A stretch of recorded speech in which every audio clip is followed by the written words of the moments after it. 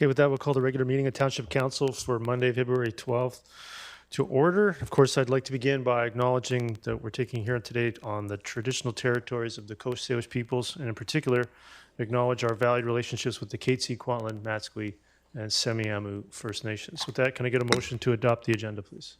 Moved by Councillor Martin, seconded by Councillor Rent. Call the question on A1.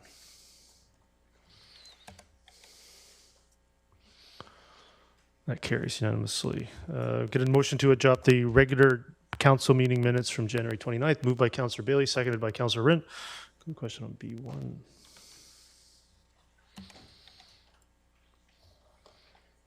That carries unanimously. Get a motion to adopt the public hearing meeting minutes of January 29th. Moved by Councillor Rint, seconded by Councillor Bailey. Any discussion? Call the question on B2. That carries unanimously. First delegation, Mr. Drew, please come forward. So you gave me quite the earful the other day, so I'm going to ask you. Now it's everybody's turn. Sorry. So I just want to make sure, your delegations are 5 minutes. You don't need to touch the mic, it'll pick you up. And if you could keep your delegation to 5 minutes, I'd appreciate it. I'm going to do my best, but Great. You know how hard that's going to be. First off, I want to thank Mayor and Council for this opportunity. Maybe introduce yourself as well. My name is Greg Drew. I've been a resident of the township for 35 years. I have stood in chambers speaking to council in the past. I'll give you a history. Number one, I fought to get a 50-meter pool built in Walnut Grove. I said back then, if you build it, you'll have kids standing on podiums around the world within 10 years getting gold medals draped around their neck. It came true. You have 600 plus kids in a swim club up there. You have, I don't know how many the Water Polo Association has, the Dive Club, the Synchro, how many seniors you have use a facility. And what got me riled up is a couple of weeks ago, I heard that you're gonna be shutting Walnut Grove down for some upgrades and that you're building a 37.5-meter pool in Willoughby. Now, I don't think any of the ice rinks you're building for the hockey people are 2/3 rinks. I don't think any of the soccer pitches you're building for the soccer people are 2/3 soccer pitches. You build a 50-meter pool, you get more user groups in the facility at once. You are so far behind rec facilities for the kids of this community. In the summertime, they're lined up out the front door and down the front of the community center in Walnut Grove to get in when somebody else leaves. And you're going to build a smaller version than what you have right now. I implore you to think out of the box. Please, you've just had the provincial government say that they're going to change all the housing regulations. And you've said that you're going to be having to change all your community development plans that you've got planned for the township that you've spent years doing. Let's do the same thing with aquatic facilities. You're so far behind, you think you're ahead of the game. I did not get involved with the Aldergrove facility. Why? Because if somebody is stupid enough to think that an outdoor pool in Canada is the way to go, I'm beating my head against the wall, and I'm not going to beat my head against the wall. So I didn't say one word about it. But yet I talked to somebody that's in this room that was standing out front beating their head against the wall because they thought it was the wrong way to go. At least you put a roof over it. Not that it makes any difference to a kid standing freezing on the deck that doesn't want to go back to his second swim lesson because he's too cold. Let's think out of the box. What if we built our community center and a 50-meter pool, but we build it on some land that has a facility that can be expanded onto down the road? You touted yourself all summer here with the the Canadian Track and Field Championships. You put money into the facility. You brought the best athletes in Canada to run in front of you. Let's do that with a pool. The last proper pool built in British Columbia was the Commonwealth Games pool 30 years ago in '94. 2 50-meter pools, a warm-up, warm-down, and a competition pool.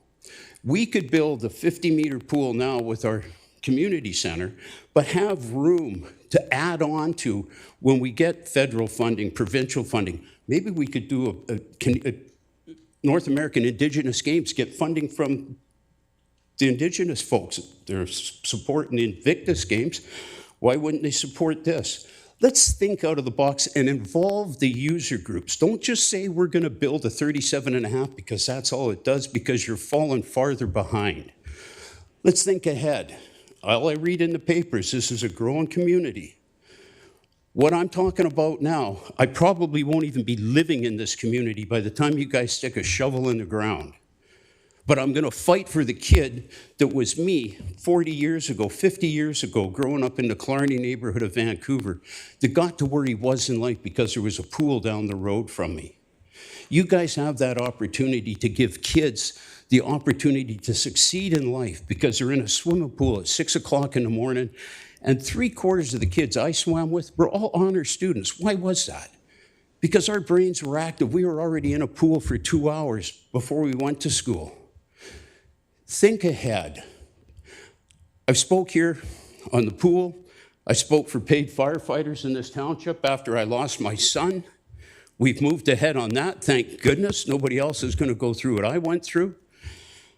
I fought to get some truck bylaws stuff going on here because of the trucks that live on or use an Allard Crescent that shouldn't be, not following the bylaws. You now have bylaws, people going to be enforcing the CVSC regulations. The things I speak up on, I'm passionate about. And I'm so passionate about this 50-meter pool that you guys are going to sit there, I hope you're not going to sit there, and tell us what we're going to get. It should involve a consultative process with the user groups, the lifeguards at the pool, what needs to be done, what can make it easier for them to lifeguard. I've talked to a lot of people the last couple of weeks. And I'll be coming to speak to your Parks and Recs Commission, who I sent an email to over a month ago. I've not heard a word back. But yet, the user groups that I talked to sent their input into them a year ago and still haven't heard a word back. So if that's a consultative process, then I think we should change the consultative process and let's get everybody sitting around the table, throwing our ideas out there and see what sticks to the wall. Because 37.5-meter pools is not going to go well with this guy or a lot of the other kids and parents in this community. I can guarantee you that. Okay, so your ask is clear. You've had, I think, 6.5, 7 minutes now. I didn't know there was, I didn't see the light flash on or anything, so I appreciate it. So, yeah. But if you have any other points to just wrap it up and then. Can I ask a question to council? It's typically you delegate to us. Council could ask questions of you. Okay. Yeah. Can you ask me a question about what the stuff is going to happen with the Walnut Grove pool? Yeah, Great. so, Do you know what's happening with the Walnut? No, I don't. Can you explain to me? Sorry, Art. Yeah, no, fair enough. So there's a couple of things to clarify. There has been a suggestion that perhaps if there were another aquatic facility in Willoughby, that would be an opportunity to upgrade Walnut Grove substantially. In the meantime, I know of no plan that's been discussed with me about closing it for any period of time. So I clarify that. Okay. The second point is the decisions have been made in York's Community Park is just not the case. Consultation was directed by this council about a year ago to be proceeding this spring, which I understand is on schedule, to be coming to the community for consultation to gather the ideas that you're suggesting. There have been, again, we discussed it last week, there have been no decisions made on the size of the facility, any configurations or anything else. In around that prior to public consultation. It's not, the decision would be made here, and it hasn't been on the agenda. I hope council will involve the community before they make a decision on a smaller pool than what you already have. Council has directed that is required as part of that process. I have a question from Councillor Ferguson. Please. Go ahead. Well, thank you, Mr. Mayor. And Mr. Drew, thank you for coming, and thank you for all your work. I remember, I still have my pool pass. I use it on a regular basis. There last week. And I upgrade it all the time because I keep using it up. You have to upgrade it all the time. Mm-hmm. And I know that the Commonwealth Games, because I used to be a student at Douglas, we used to do that facility. I think they're either redone it totally or they're in the process of redoing it because it overstayed its welcome there. The size of the pool, as the mayor said, it's yet to be decided, but we appreciate your comments. And if we can get, as you say, province of BC, talk to the MLAs, the federal government, talk to the MPs, Indigenous group, talk to them as well. And of course, the city of Langley does not have an indoor pool. Maybe we get something from them as well. It'd be a win-win-win. I appreciate your input back to me. I would suggest that we really do sit down. We have the land still in the community of the township to build a two-phase facility down the road, where one phase is for the community right now.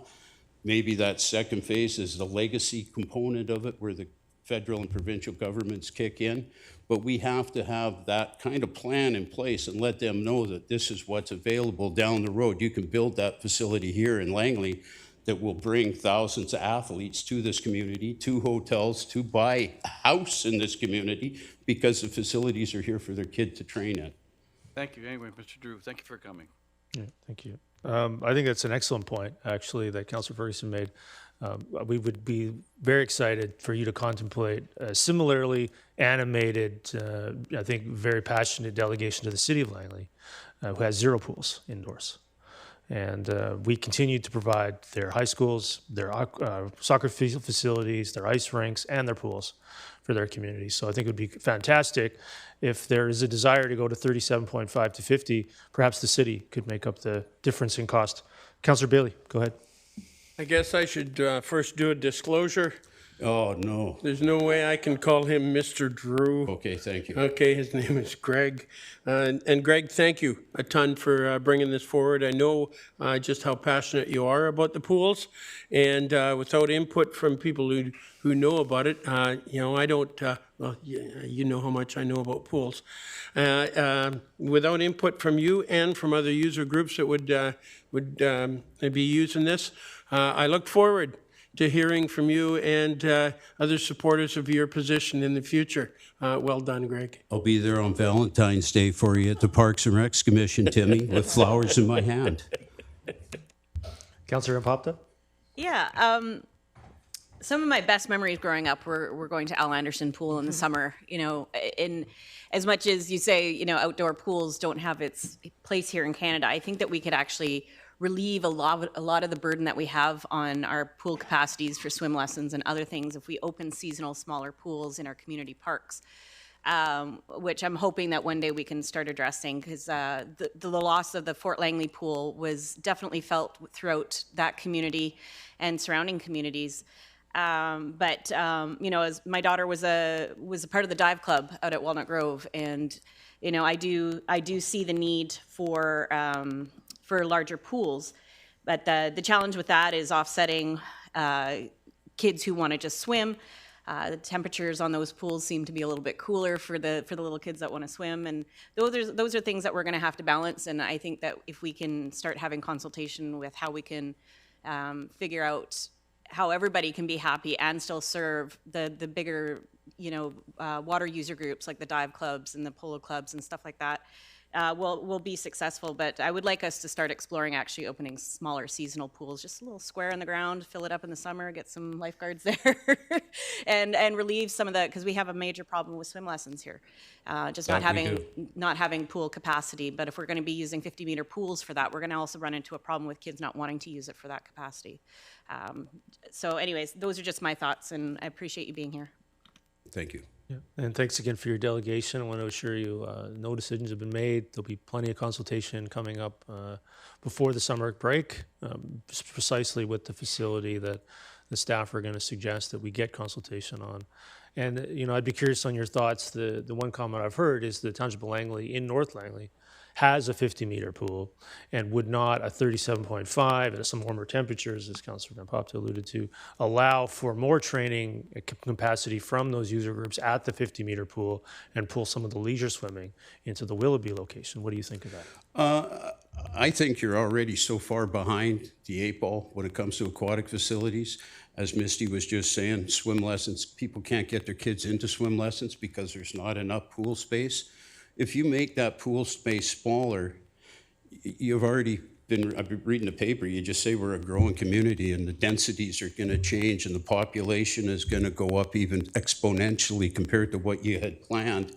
Why are we going to build a smaller pool when if we built another big one, it's still not going to meet the demands and the needs of the community because we are so far behind. I think that if you really think out of the box and the township was to purchase property or have property somewhere where you can do a two-phase facility and go after that, just tell them straight up, listen, we're planning this down the road. It might not come for 10 or 15 years because 25 years from Walnut Grove to this one coming up, what's going to happen when Brookswood develops? If you build something down here, get some ALR land out. It's not like you're a developer trying to make money. But if you got the land, and we still have the land in the township, not any other communities have got the land space, we still do. Let's bring ourselves out of the horse capital of Canada, and we could actually be what Kamloops calls himself, the tournament capital of BC. You have facilities here already that you're hosting basketball, volleyball, you name it, provincial tournaments here for high school and everything. Let's think out of the box when it comes to the pool so we can bring the best swimmers in Canada to our community and stand there and watch them beat somebody that had never been beaten this past weekend in 8 years. Ledecky of the States got beat by, Canadian swimmer. First time in 8 years she lost an 800-meter race. But we can have those kids swimming in our community, inspiring our next generation of kids. Let's think out of the box. Let's think down the future. And if my saying for my charity, I want you to all think about it.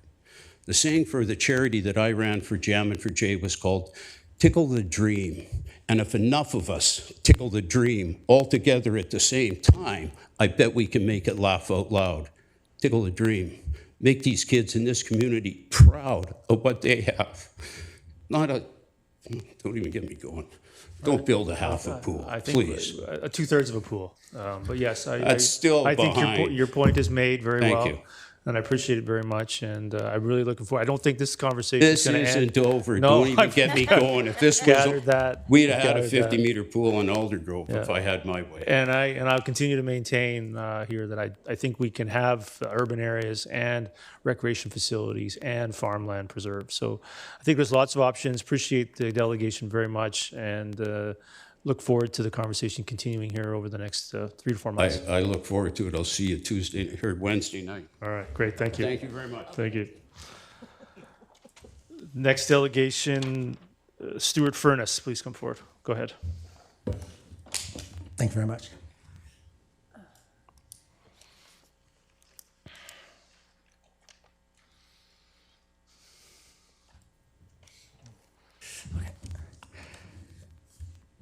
I have a short prepared statement here, and then I can take questions if you like.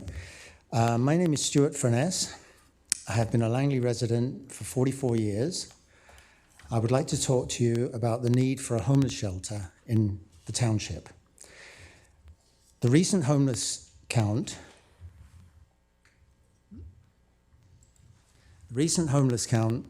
shows that there are more than 235 people experiencing homelessness in Langley, of which 133 are completely unsheltered.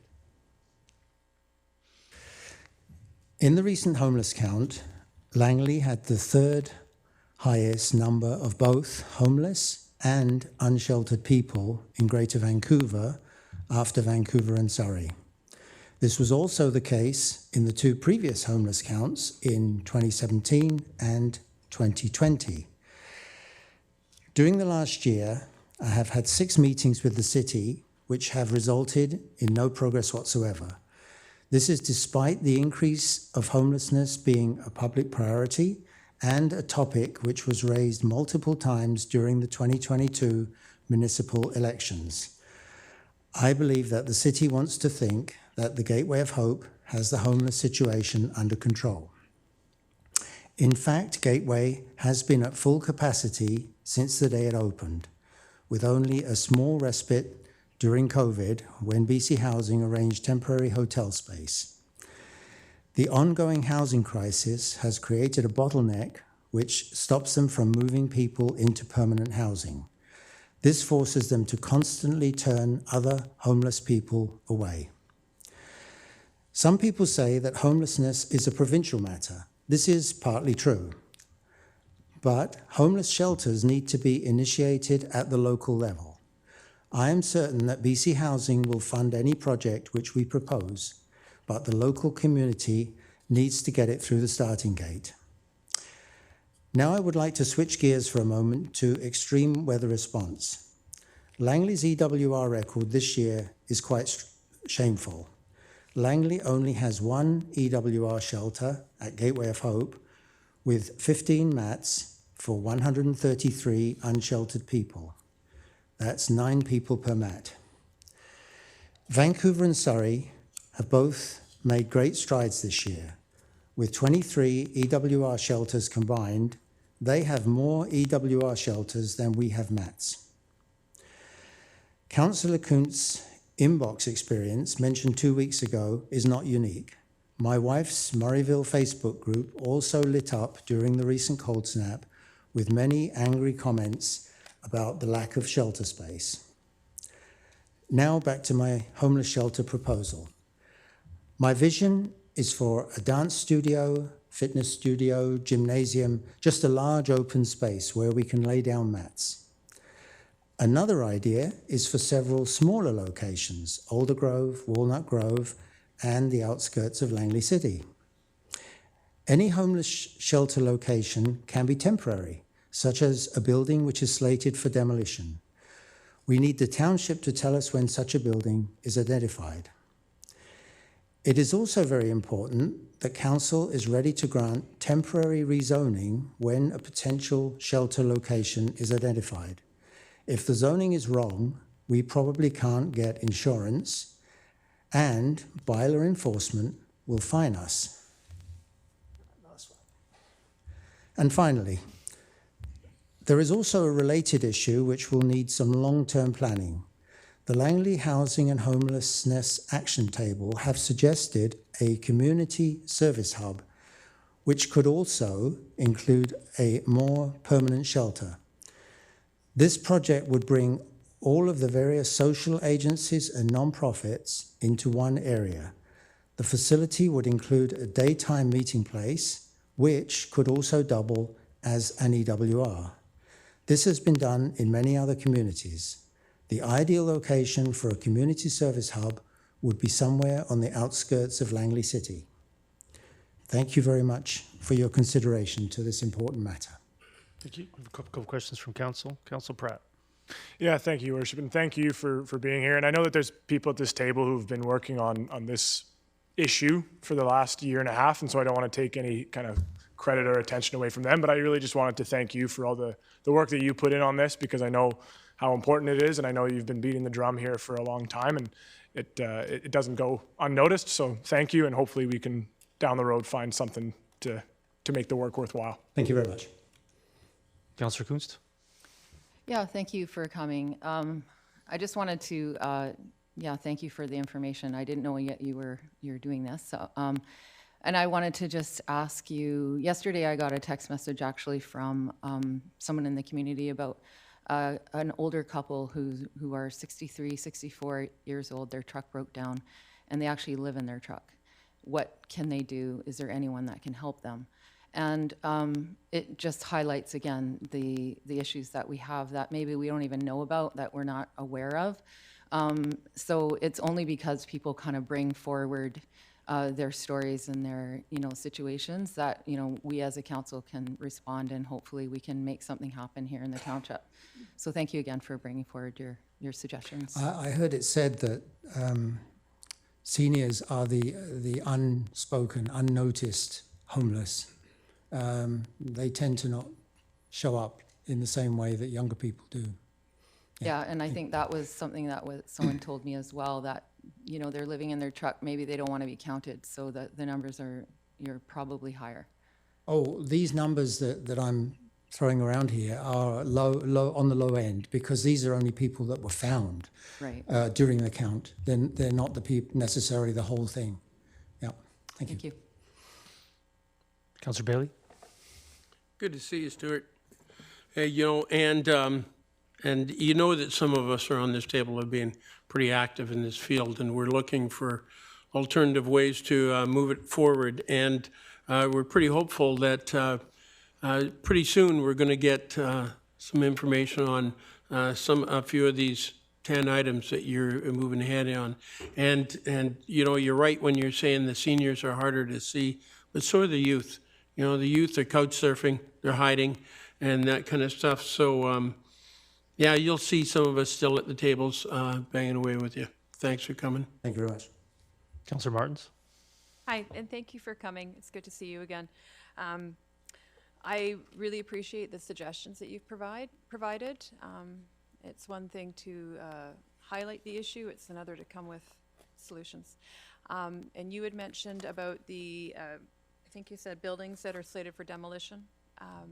I've seen that model in working in downtown Vancouver back when I was there policing. And that's exactly what they did.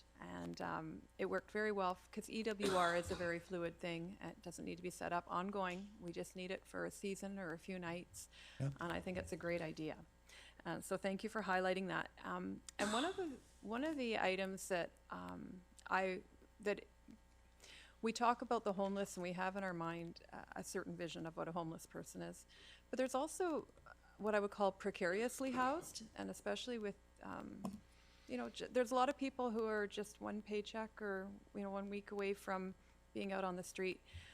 So I worry that the problem is growing, not reducing. So I just want to thank you and thank you for your continued efforts. And you said how many meetings you had with the city? I think six meetings. So thank you for continuing to raise the awareness and sticking to it and not giving up. So I just really appreciate you being here today. Thank you. Thank you very much. Yeah, and I want to appreciate your delegation as well. You obviously heard the council meeting like you referenced, the last council meeting. Mm-hmm. The homeless count is a little bit frustrating for me because we would never lump City of Surrey and New Westminster together or New Westminster and Delta together. But for some reason, we lump City of Langley and the Township of Langley, two separate municipalities together. Mm. And then there's this perception that there's 235 homeless people and the homeless persons in the Township of Langley, which isn't the case.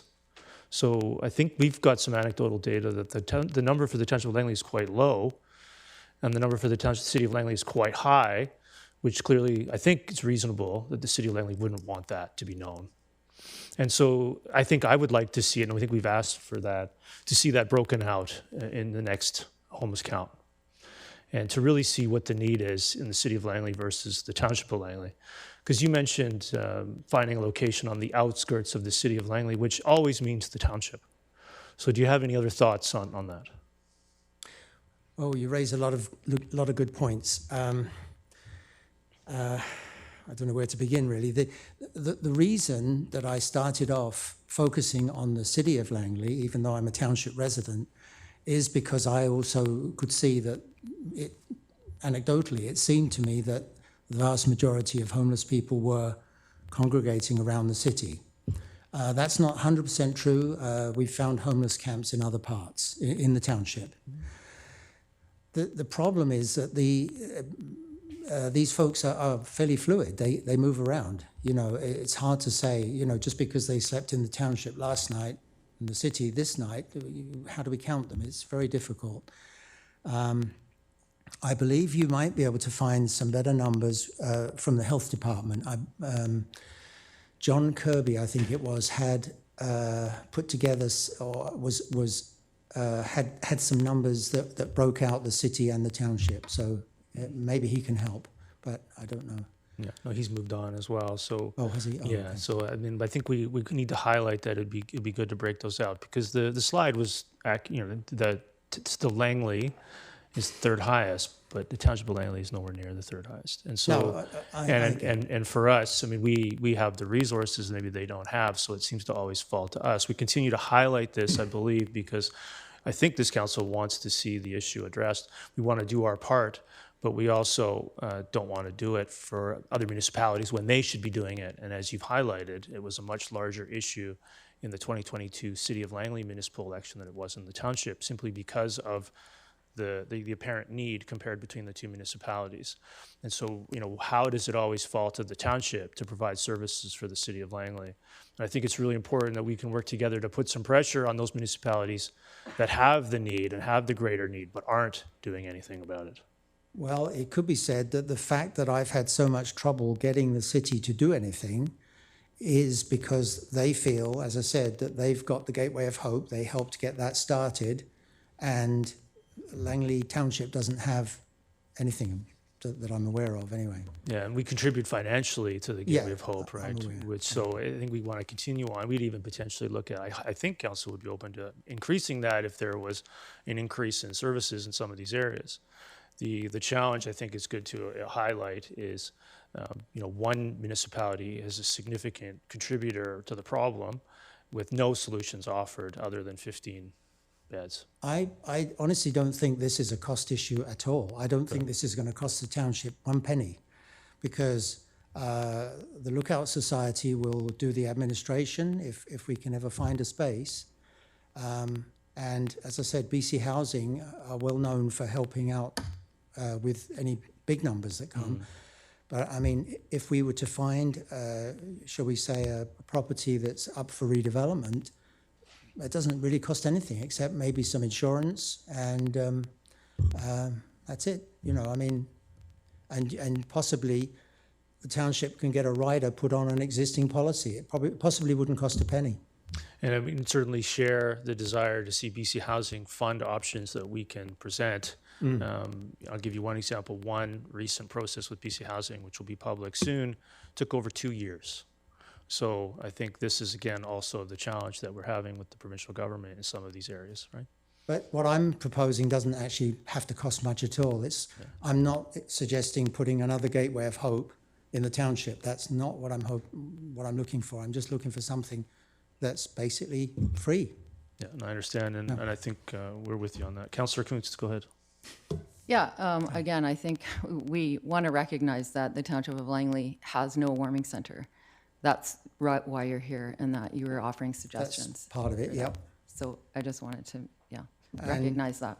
Of course, the warming centre and an EWR is a very important thing, but I mean, there are times of the year when the weather is pretty miserable anyway, even though there's no emergency.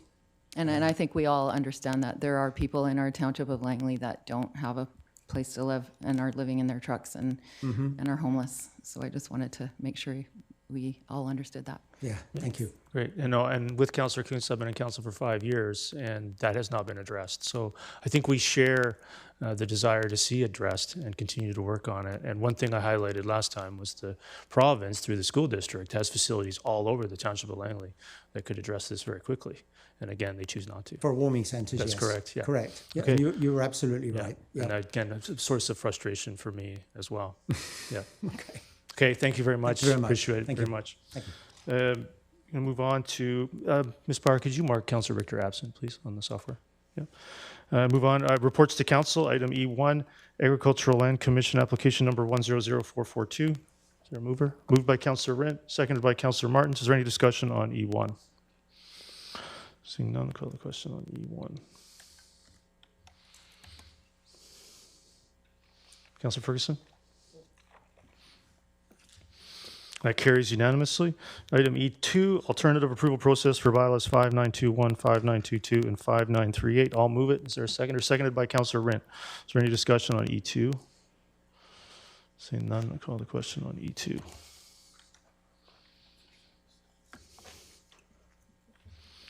That carries unanimously. Item E3, Willoughby Arterial Road Completion Amenity Policy Program Rescission, report number 24-33. I'll move it, seconded by Councillor Bailey. Is there any discussion on E3? Seeing none, I'll call the question on E3.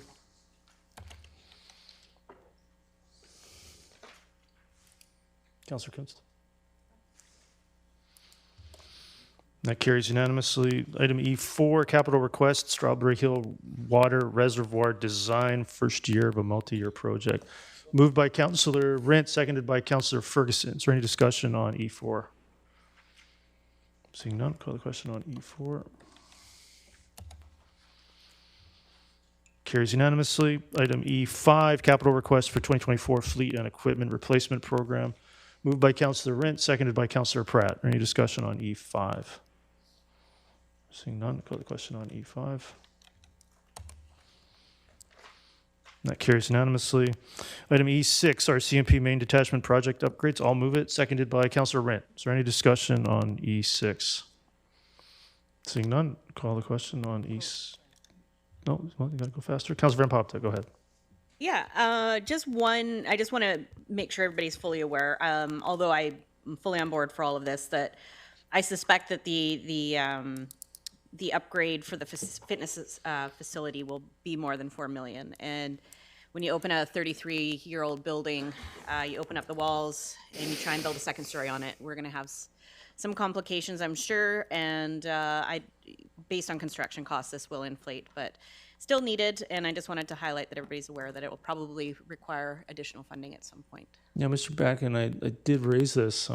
Appreciate that commentary. I don't know if you have comments, but I think there was a healthy contingency added already. So hopefully you're not correct, but and hopefully some money comes back even. Mr. Backen? I'd defer to Mr. Winsley, who's actually putting the projects together.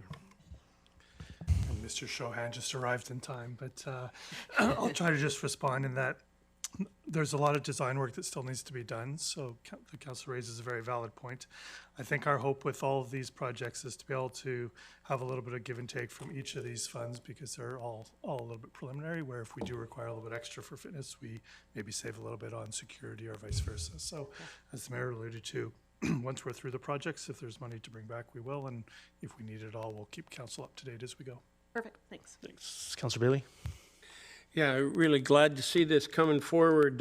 Councillor Martins and I went through the detachment when we first got elected, and I was shocked to see what they call a gym. The gym was smaller and way worse than anything that would be tolerated in a fire hall, let alone for over 200 officers. So I am extremely glad that we're going ahead on this, and when I see people saying, well, can't they just walk across a parking lot or stuff like that, Councillor Martins can speak to the downside of that stuff much better than I, but I am really glad to see that this is moving ahead, and we're going to get this done for the police in our community. Councillor Martins? Yeah, thank you, and thank you, Councillor Bailey, for those comments. I won't repeat what you said. I concur 100%. One thing I wanted to highlight, I have been following the different people weighing in on social media with regards to this topic. A gym in a police facility is not a perk of the job. It's actually proven heart disease is the #1 killer of police officers. They're 25 times more likely to die of a heart attack than be killed by a violent action of a suspect. And the average age for those coronary incidents is 46. The job, the level of stress, the repeated adrenaline dumps, the shift work is so hard on a body, and we expect our police officers to be in good shape and good form and able to take on a situation, whatever might present, and some of those encounters are extremely physical. And I think it's incumbent on us to ensure that there is proper facilities available to give them the best chance and to look after us. And I said it before and I'll say it again, we need to take care of the people who take care of us. And I'm glad we're putting a sincere effort into officer wellness. I want to really thank staff. This has been, I know, a project that you've worked on diligently for months. There's lots of challenges, being that it's a secure police facility as opposed to a rec center, and levels of government with the RCMP. And you've embraced this and embarked on it very willingly, and I appreciate that. And I understand the police had a lot of excitement too. I think they had over 20 people sign up to be on this committee to discuss what the gym might look like. So I am thrilled to see this on the table today. And we just need to get moving forward and looking after the police officers and the civilian professionals that are working in that building. They too are working shift work. 911 call takers, they too deal with the shifts, the adrenaline dumps, it is a very stressful industry to work in. So those are my thoughts. Thank you. Councillor Ferguson? Yeah, thank you, Mr. Mayor, and I'm not sure who would best answer this. We're still a shared detachment with the city of Langley, and even though there's a process going through, is the city of Langley involved financially at all through budget or otherwise, if I may?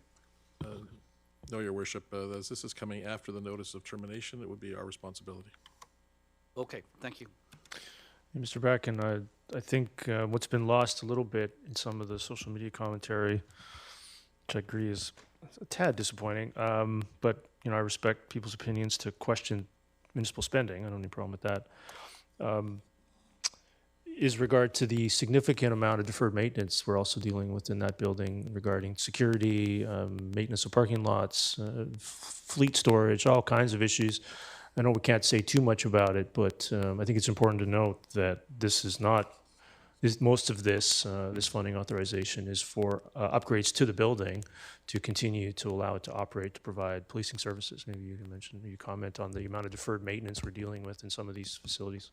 That's correct, Your Worship, and it is significant. And as one experiences, when you have a joint asset, there must be agreement, and there must also be resources available before that asset can actually be upgraded, and that's been one of the challenges we face. So hopefully this new relationship and this capital program will help alleviate both of those issues.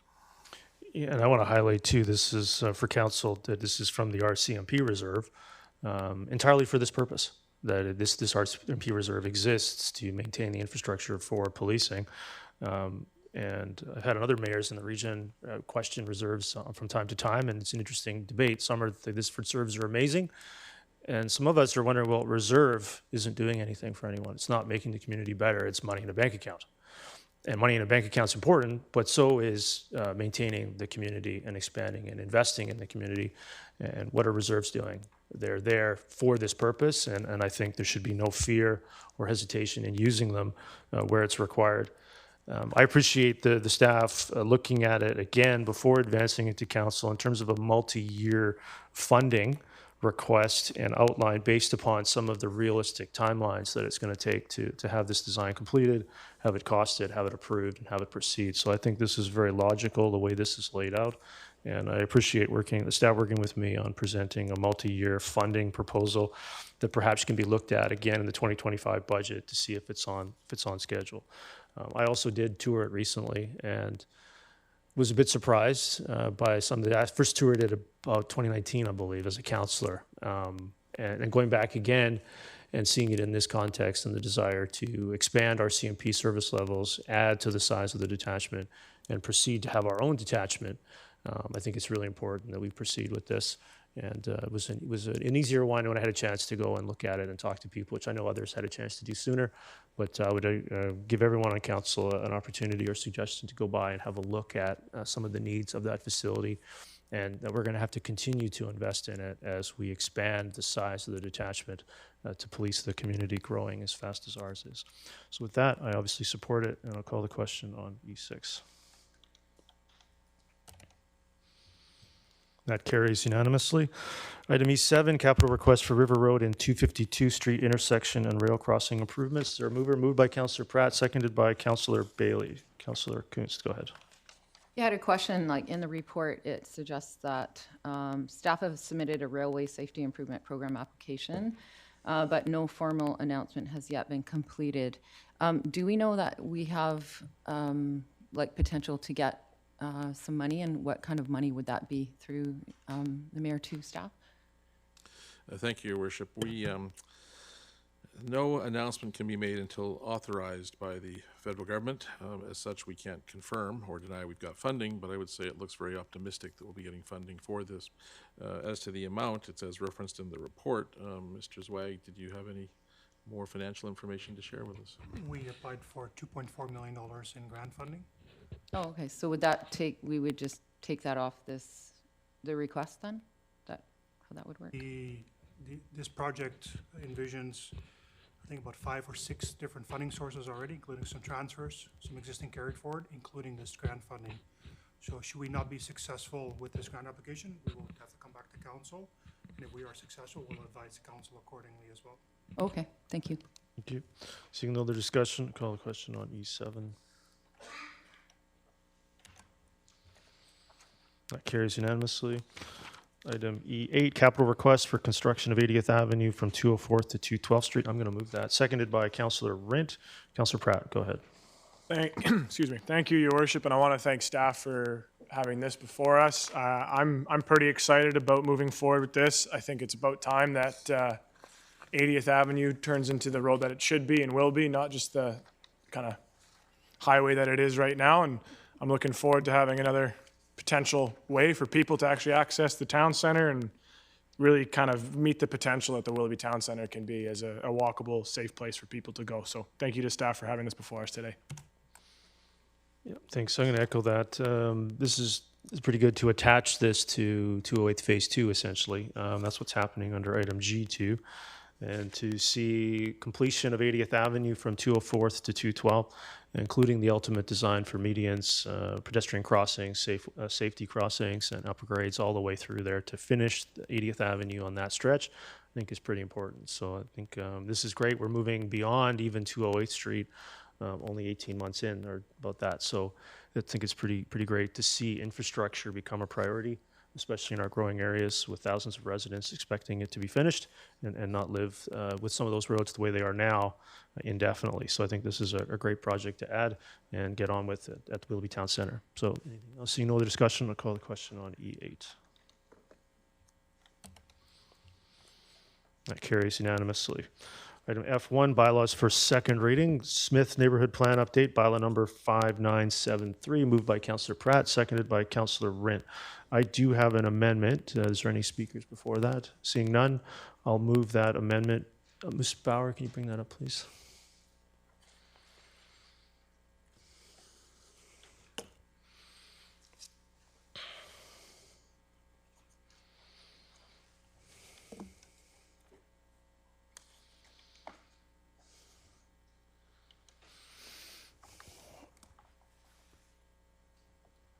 So let council get a chance to read that. Lands located east of 208th Street will be updated. Lands north of 74B on the west of 28th Street would be updated. And some density changes to be decreased and shifted around south of the connector adjacent to the agricultural land reserve. So is there a seconder to that? Seconded by Councillor Rint. Is there any discussion on this? And give everyone a minute to digest it. It's not divided currently, that's correct. Let's also highlight for council, this is for second reading, so this would be amended, updated, and then go to a public hearing, and then allow for changes to also be considered at third. So this allowed us to review the open house feedback, which we have done, and then take some input, make an amendment, send that to a public hearing, get some additional round of feedback on an amended version of second reading. Is there any discussion on this? Seeing none, I'll call the question on the amendment.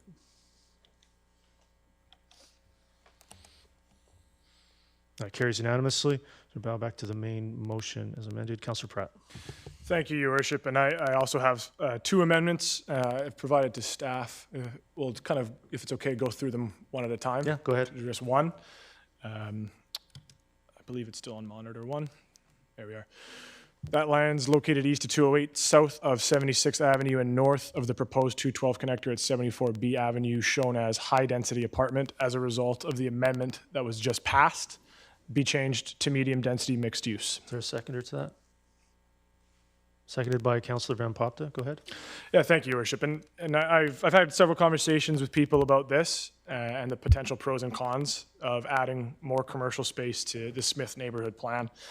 And I want to sort of go through the community that we're building, not just right now, but the one that we're going to be potentially, hopefully, still living in 40, 50, 60 years, and what that neighborhood's going to be like when we have potentially have a world-class facility across the street that thousands and thousands of people will be using, and we're going to be attracting people from across the province, and it will be something that will draw a lot of people to that neighborhood. And I think that we have the opportunity to create a really, really world-class, not just facility, but neighborhood, where when people are done at the game or in between games, they can pop across the street, visit a restaurant or two. that parents, when they're done dropping their kids off at practice, can jump across the street, go to a shop or two. Maybe there's a coffee shop in the area that they can visit and kill some time. If we don't ask for better, we're never going to get it. And if we don't try and actually build a neighborhood that people are excited to live in and is one that people don't have to get in and out of their car every single time they want to leave their house, we're never going to get it. And it's an OCP designation. It can be changed down the road if need be. But the reality is that I want to have the conversation about what we're trying to build as a neighborhood. Do we always want everybody shopping and walking along major arterials with traffic pounding along next to them? Do we really want people sitting on patios or porches always along arterials? Or do we want to make a community that's a little bit different? And so I hope that councils can support having some more commercial space in one of our denser neighborhoods across the street from what could be a world-class facility, and really imagine what Smith could be, not just as a bedroom community for people to live in, but actually a place that people want to stay and be. So thank you. Thank you. Councillor Van Popta? Yeah, through, actually back to Councillor Pratt, just had a question why we couldn't keep it as a high-density mixed use. Why do we have to lower it to medium-density mixed use? And the other thing is that I will actually back up your comment regarding there's nothing more frustrating as a parent of an athlete being at the event center and not having anything that I can go to between games to get a coffee and things like that. So I do appreciate the intent with the soccer facility being there, that we need to have an increased amount of retail facilities nearby within walking distance. So in theory, I do support this, but I'm wondering why we have to lower the density that we just approved. Yeah, no, I'm going to, Councillor Pratt, go ahead. Yeah, thank you, Your Worship. Really, it's to keep the congruence of the policy of the plan. The mixed-use component of the Smith plan is all 1.9 FSR, whereas the high-density apartment is 2.4. So that was the intent, was to just keep it the same as other mixed-use areas within Smith. But I hear what you're saying. If we want to increase the FSR to potentially allow a proponent to make sure they're delivering enough housing to make the project viable, then I'd be interested to explore that amendment to this amendment if it was passed. And I also just kind of want to point out some of the other the benefits here, right? We've already gone now from row house, townhouse to apartments. So even with this designation, even if it provides more commercial as opposed to residential apartments, we are still delivering more housing than we were previously. And on top of that, we now have a differentiated and diversified and added tax base here in this neighborhood from the commercial tenants and the retail component of this project. So I think it really adds to the financial viability of the community long-term. It makes it more resilient. It makes it more of a place where people want to be. And if Councillor Van Popta, if this was to pass, if you want to increase the FSR to make it a more viable potential project, I'd be happy to support you on that. Can we not just do an amendment right now? No, you cannot amend an amendment, so we'd have to dispose of this and amend further. If you want to make that amendment, I'd second you. Yeah, so we can come back to you, Councillor Van Popta. Councillor Ferguson, go ahead. Yeah, I just wanted to know if there's anywhere happy medium, and I'm not sure. Is it first and second, right, Mr. Mayor? I think we're going to We're public second hearing on only. it We have as a well public- as. yeah. I certainly understand. Again, I appreciate what Councillor Pratt is doing, knowing the challenges we've got from the province, and I guess they're going to be looking. The province is going to obviously looking for densities in the areas where you're going to have density, and that's certainly in the Willoughby plan, and in this particular as well. Now the Smith part of the Willoughby plan. So, yeah, I'm certainly wanting to know the difference. If I may, maybe Councillor Pratt might know, maybe Mr. Richardson, the difference in populations of the two in that area, if I may. Yeah, Mr. Bracken.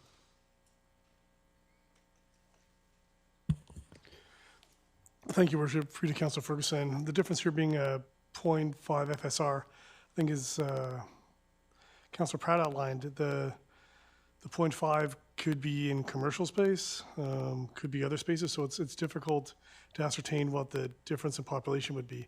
If we take sort of half that number, maybe you're looking at, say, 50 apartment units at 1.5 persons, so you're looking at 75 to 80 people perhaps.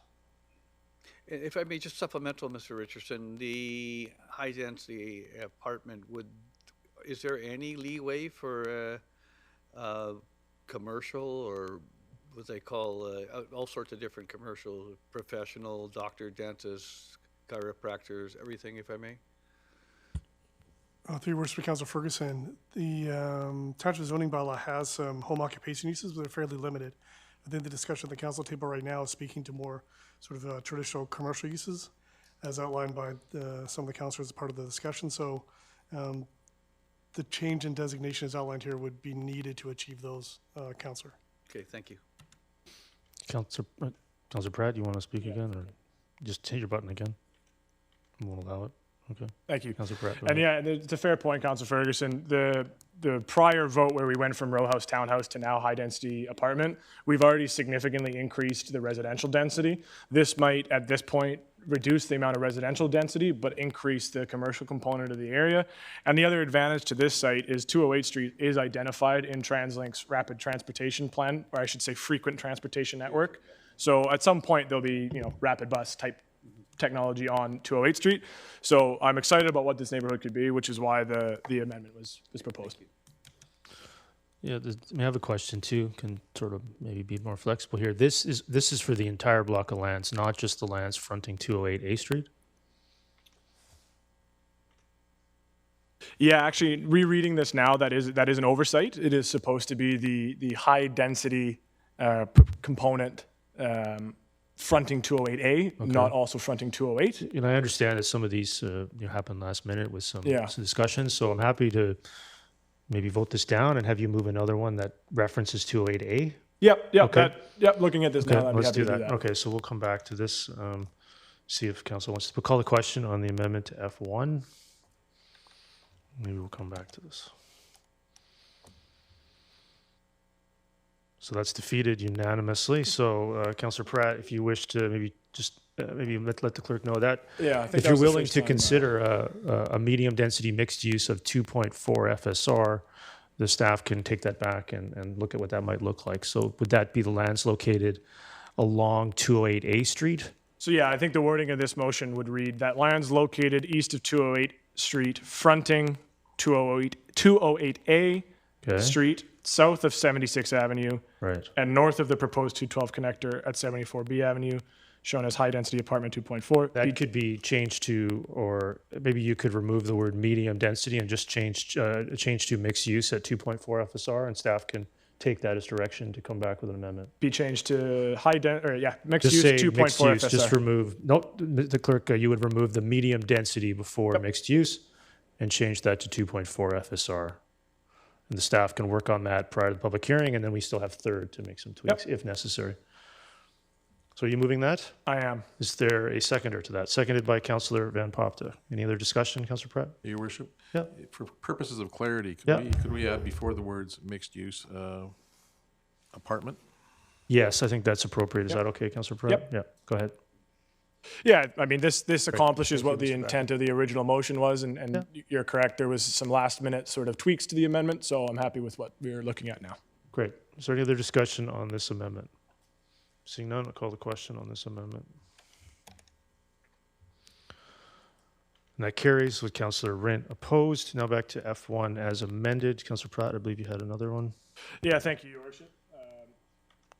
Yeah, go ahead. If staff is able to pull the next amendment up. So the second amendment reads, update section 5.2.3, apartment, to include a new general policy that reads, for lands designated low-density apartment or high-density apartment, increase is in height and or density up to those permitted in the medium-density mixed-use designation will be considered for delivery of local serving retail service uses or childcare. So moved. Is there a seconder to that? Seconded by Councillor Martins. Yeah, thank you, Your Worship. Again, this is, I guess, what you'd call a non-prescriptive policy change in the sense that it would be voluntary on the part of any proponent if they wanted to pursue potential increases in height or density to deliver more housing in the area. They would have to do so while also providing some level of small-scale retail or childcare space in the area, so that, again, we're not building a neighborhood where there's hundreds or potentially thousands of people that we also don't have the corresponding level of retail density or commercial density that would be required to support a community that, in my mind, we could define as complete. So this is, again, voluntary. It is not holding anybody to anything, but it is making sure that if somebody is going to try and increase the density above what the plan prescribes, that there is an offsetting increase in commercial and retail component as well. Okay. Seeing no other discussion, I mean, I'd look at this, and I think there's no harm at second reading to getting feedback on this. Some of the wording here, will be considered versus may be considered or could be considered, something we can look at third. But I think there's no harm in getting consultation on this. Is there any other discussion on this amendment? Seeing none, call the question on F1 as amended. This is an amendment, correct? That carries with Councillor Rent opposed. So that's number 2 is completed. You have a third? Nope. No, that's it. So is there any other discussion on F1 as amended? Seeing none, call the question on F1 as amended. That carries unanimously. Move on to item bylaws for first, second, and third reading. Tree Protection Bylaw Update 2024, bylaw number 5987, 5988. Moved by Councillor Rent, seconded by Councillor Pratt. Councillor Bailey, go ahead. Yeah, when it's appropriate, I've got some amendments to put forward. All right, seeing no other speakers, so go ahead. Being the low-tech guy I am, I've got it on paper. You got it on paper. All right. Yeah, support my brothers and sisters in the PPWU. They can put it up on the thing. We got a scanner. There we go.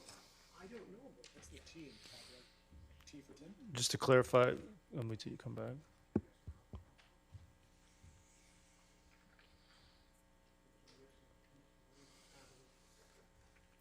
Councillor Bailey, are you intending to move each one of these separately, or are you intending to move them together? Hang on just a second. I gave my copy away. Perhaps moving each one separately would be appropriate. You bet. So you move the first one? So that council directs staff to add a maximum of $10,000 for the cash in lieu fee for septic field conflicts, driveways, or building envelope projects with a total construction footprint of less than 100 square meters. Is there a seconder to that? Seconded by Councillor Rent. Is there any discussion? Yeah, you know, I see some of these examples that come up for people who are wanting to add a garage or a workshop or whatever it is, and especially nowadays when people are so strapped to maximize when they're buying, and they maybe buy, and then as their living conditions change, like they have children or that, you know, and also their employment changes and they're able to afford something. For an ordinary working staff, 10 grand to just take the trees off is a pretty hefty lift. You know, we had one person come here and $37,500 just to cut down the trees to put in a driveway and a building seems excessive to me. So I want the $10,000 to go, and that's why the site, the specific size of the building is important. And people are getting stretched right now, okay, and it's hard. And if they're trying to make improvements to their living condition, you know, I even add things like workshops, maybe doing some woodworking or whatever, to better their mental conditions, take their mind off what their current situation is, and go out and maybe you know, work on cars or whatever in the building, and also to house their assets. I know I'm on ALR land, so I've got a few different rules, and I build something to house my tractor that helps me on my property because I'm getting damn old. And I need help in many different ways. So Pedro, the tractor, is now housed safely and warmly and protected. So I just want to see this be, to me, more in line with more people. Councillor Rampopto, go ahead. Yeah, I can't vote for a cap or agree to a cap. When we brought in these increased fees a while ago, for me, it meant for people to pause and consider their plans before proceeding. Council has seen 2 people come to us to complain. I understand staff have also heard complaints, but that to me means that the fees are working. Not only are they working, but we are collecting increased funds to use towards increasing green spaces throughout the township. I believe in property rights, but the difficulty in tree protection is that the impact of tree removal impacts others besides the landowner. We know the findings on tree canopy benefits during heat waves. We know that mass tree removal affects neighbors' existing privacy. So if we are going to make it easy for people to exercise their property rights while impacting their surrounding community, there needs to be equitable compensation. In the 2 delegations we have seen, one wants to clear cut a lot for a second home, and the other was wanting to remove 17 perimeter trees to facilitate a garage that's bigger than my house. To me, 10 or 15,000 is not an equitable exchange for the impact to the community that these losses would be. I concede that the fee structure needs tweaking, which is what staff has recommended. We asked staff, based on their dealing with this day in and day out, to offer amendments they felt would work better, yet nowhere did they recommend capping fees. I think that all voting for capping fees proves is that lobbying politicians would work. I've seen many cases where lobbying politicians works very well. Councillor Ferguson, go ahead. Okay, nobody's called me about the trees. I can say, just a clarification to the scientists and mathematicians in the room, 100 meters squared, I guess that's the equivalent of 10,076 No, I feet think it's squared. Mr. Zwag, maybe you could give Or us the square footage. or 1/4 acre, the other one, 150 meters, is like 1/3 of an acre. Is that? No, it's quite a bit smaller than that. I think it's intended for garages and accessory buildings, Councillor Ferguson. Yeah, but 100 meters squared is It's pretty small. 1,076 square foot. 1/2 acre, 1/4 acre. No, 1,000 square feet, I believe, Councillor Ferguson. Okay, so, 1,000 square feet, you're right. Yeah. So that would be significantly, Be a pretty small building. okay, that would be in the small, grand- small. yeah, So relatively small building. basically, if you look at that, I mean, that's my speaking notes.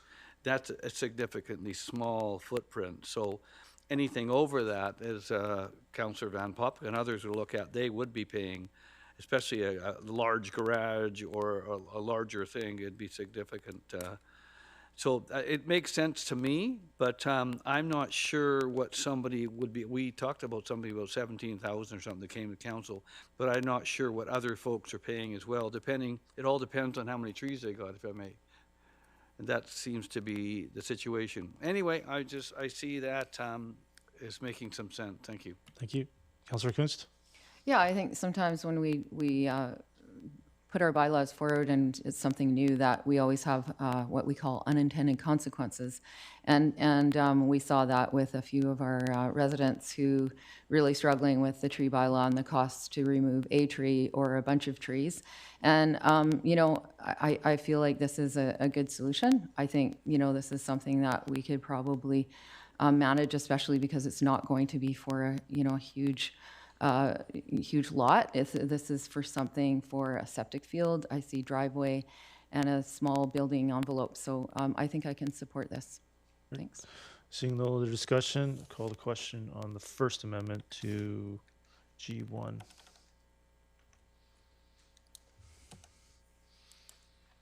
Councillor Kunst? And that carries with Mayor Woodward and Councillor Van Popta opposed. Councillor Bailey, did you have a second one? Go ahead. The second one's the same, but for a slightly larger building. Anything above that gets hit with full whack. Again, now it's roughly 1,500 square feet, Councillor Ferguson. So the Second Amendment creates a second threshold, 15,000 for 150 square meters for accessory building projects. Yeah, and what it's doing, it's following a little along. I just want to get it on the floor. Are they removing that? Yes. Is there a seconder to that? Seconded by Councillor Rent. So go ahead, Councillor All Bailey. right, so I'm kind of going towards Councillor Van Popta's idea there. If you're going to put bigger buildings, well, you got to pay more.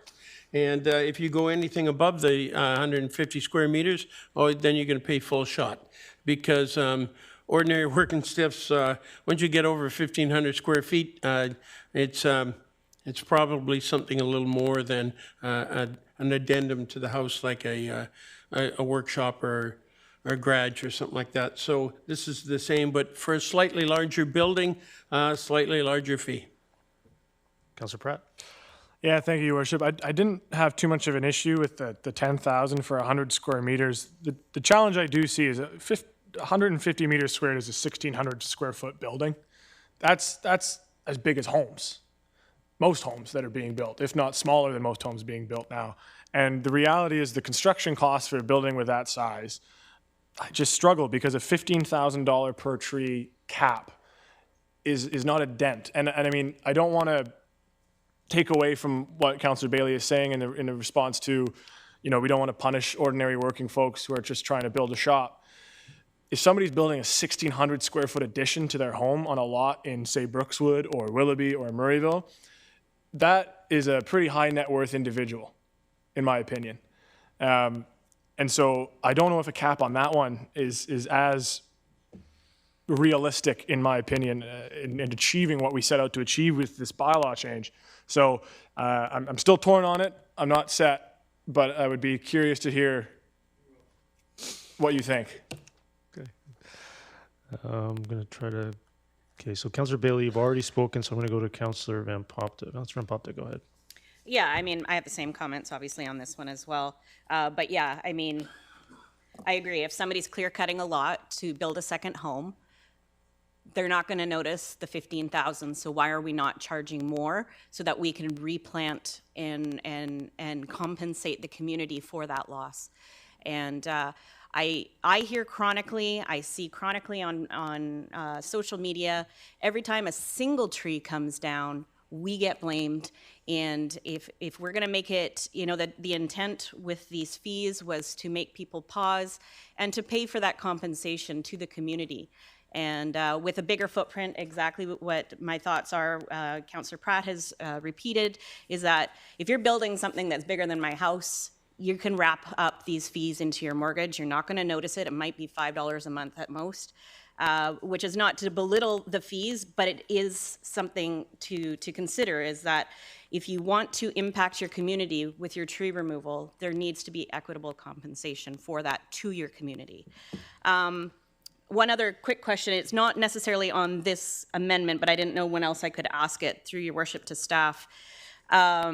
It's more in regards to development in general. So we'll come back to that. We'll come so back. You'll have another chance. This will get amended or not, and then Okay. we'll back to the main motion as amended. And then I can ask there? You can then follow up on the whole bylaw item. Okay. Yeah. Councillor Bailey? Yeah, the idea for this second one is more so like I mentioned the first one, for workshops, for car garages, where people, when you put one or two vehicles in a garage, and then you have to have your tools and everything else. That's why this is a middle of the line. I'm not talking about, when you're talking about 1,600 square feet addition to a house, you can build a 1,600 square foot tin building that exactly like I've got on my property, that will house something that helps significantly with what people can do in their spare time. I really worry about, and in a couple of different fronts, are involved in mental health. And when people can take some time out from their family and or their job or whatever, and can go and do woodworking or work on their car monkey wrench, things that I don't do. I know I do a little bit of woodworking, and you can forget about everything that's going on around you right now. You're not building a mansion at 150 square meters.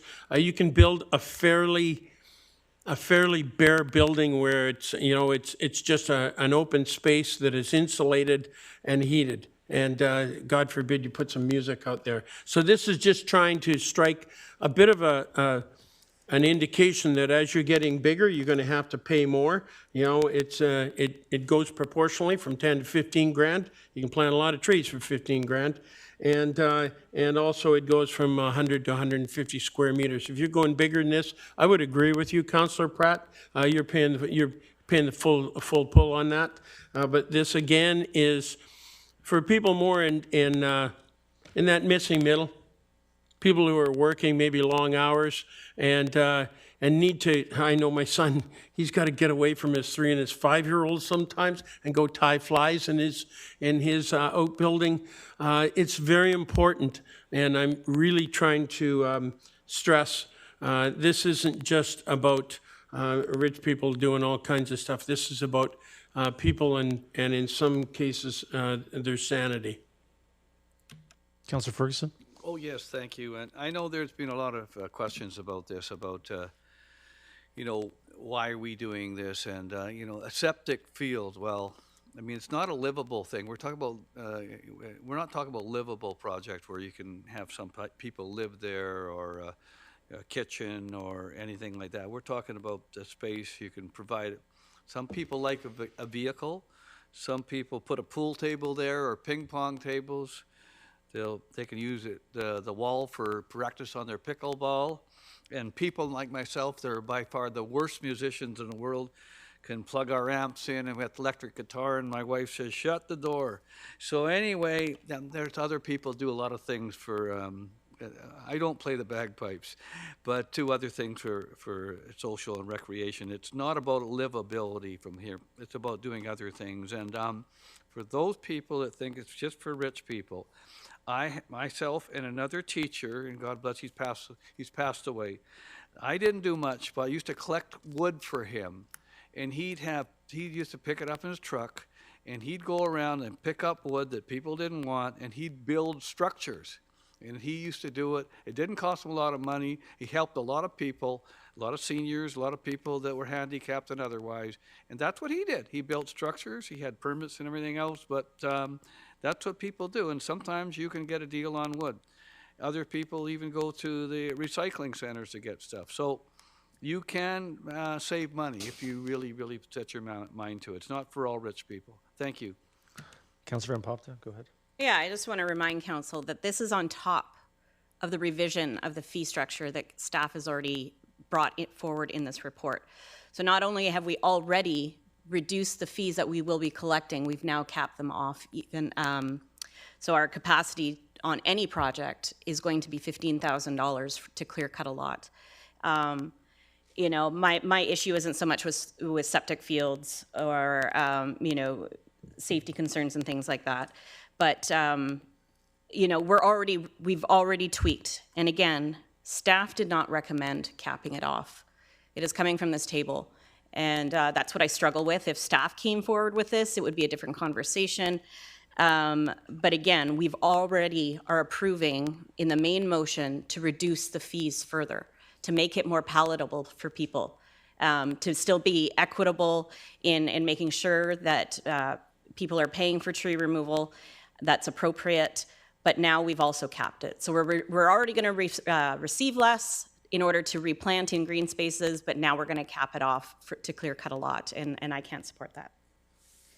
Any other discussion? Seeing none, I'll call the question on that second amendment, G1.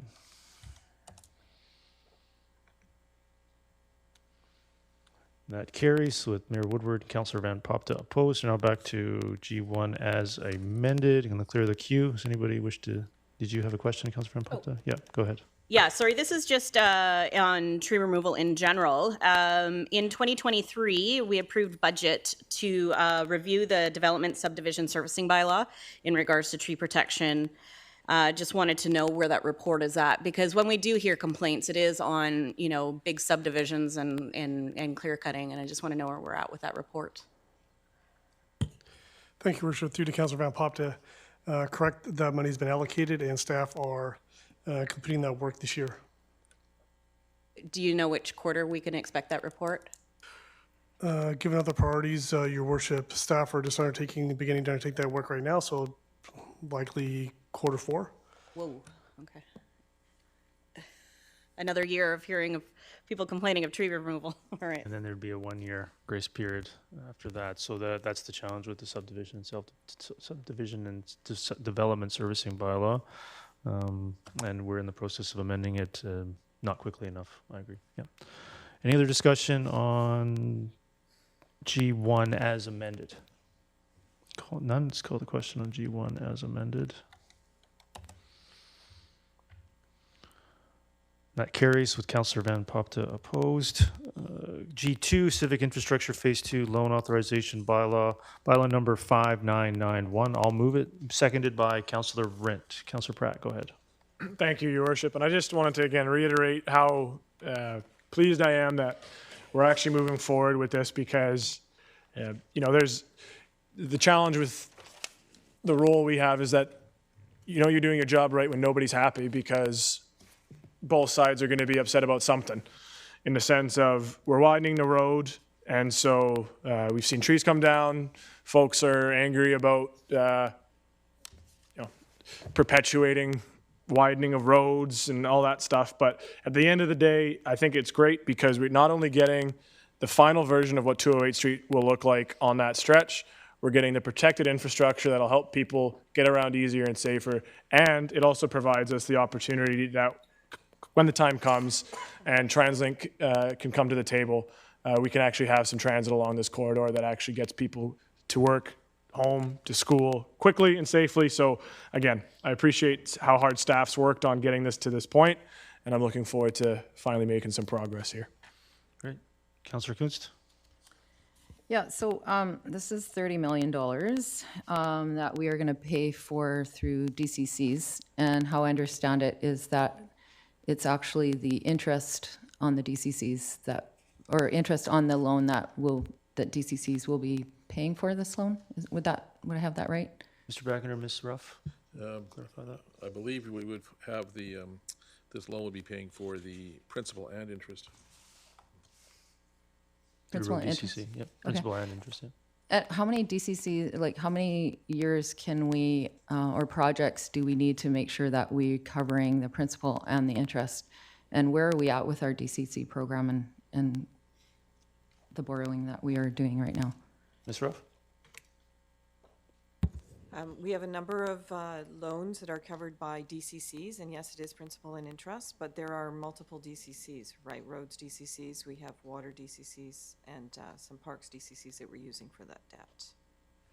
So essentially, this does not cost the taxpayer any money. This is just DCCs paying for this. There is a portion of this debt which is general revenue as well. The majority of it, the 25 million, is roads DCC. The stormworks is non-DCC. And the 10 million that we borrowed in the last for the 80th Avenue, would that be considered the same type of borrowing? Ms. Ruff? This is a combination of the previously approved 208 Phase 2 and that 80th Avenue. Okay, and do you know through your worship to staff how many phases that we are and where are we in and how many more phases are we going to be projected to borrow for?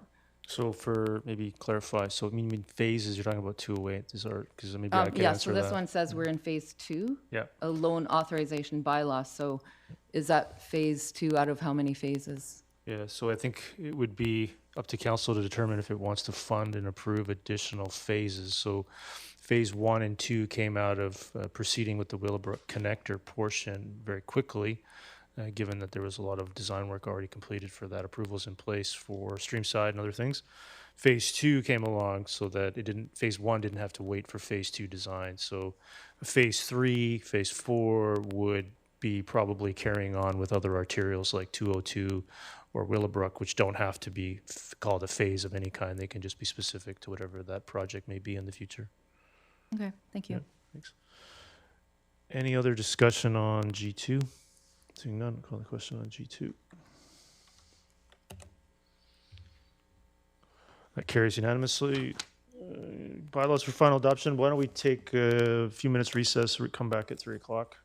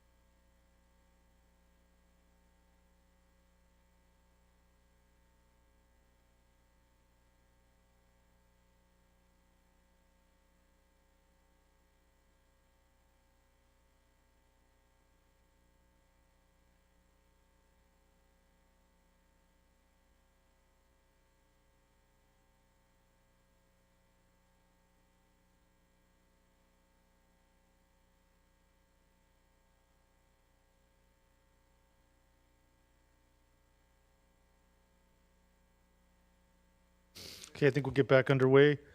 Bylaws for final adoption. I-1, Revenue Anticipation Borrowing Bylaw, bylaw number 5986. Moved by Councillor Rent, seconded by Councillor Bailey. Any discussion on I-1? Seeing none, call the question on I-1.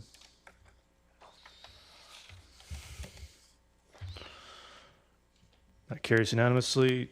I-2, Council Procedure Bylaw Amendment, bylaw number 5963. I'll move that. Seconded by Councillor Rent. Any discussion on I-2? Seeing none, call the question on I-2.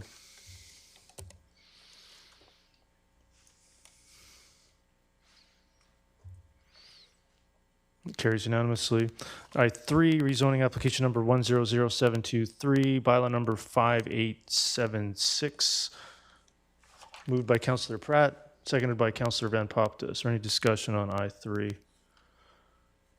Now, given that there's 2 members absent, do anyone know where Councillor Ferguson is to get his vote on this? There he is. Councillor Ferguson, we're just about to vote on I-3, which has been moved and seconded. That's the retail cannabis application in 200 Street at 24th. Is there any other discussion on that? Nope. Councillor Ferguson. I just want to say I've been consistently opposed to this, so I will be opposing it. Thank you. Thank you. Any discussion on I-3? Nope. Call the question on I-3.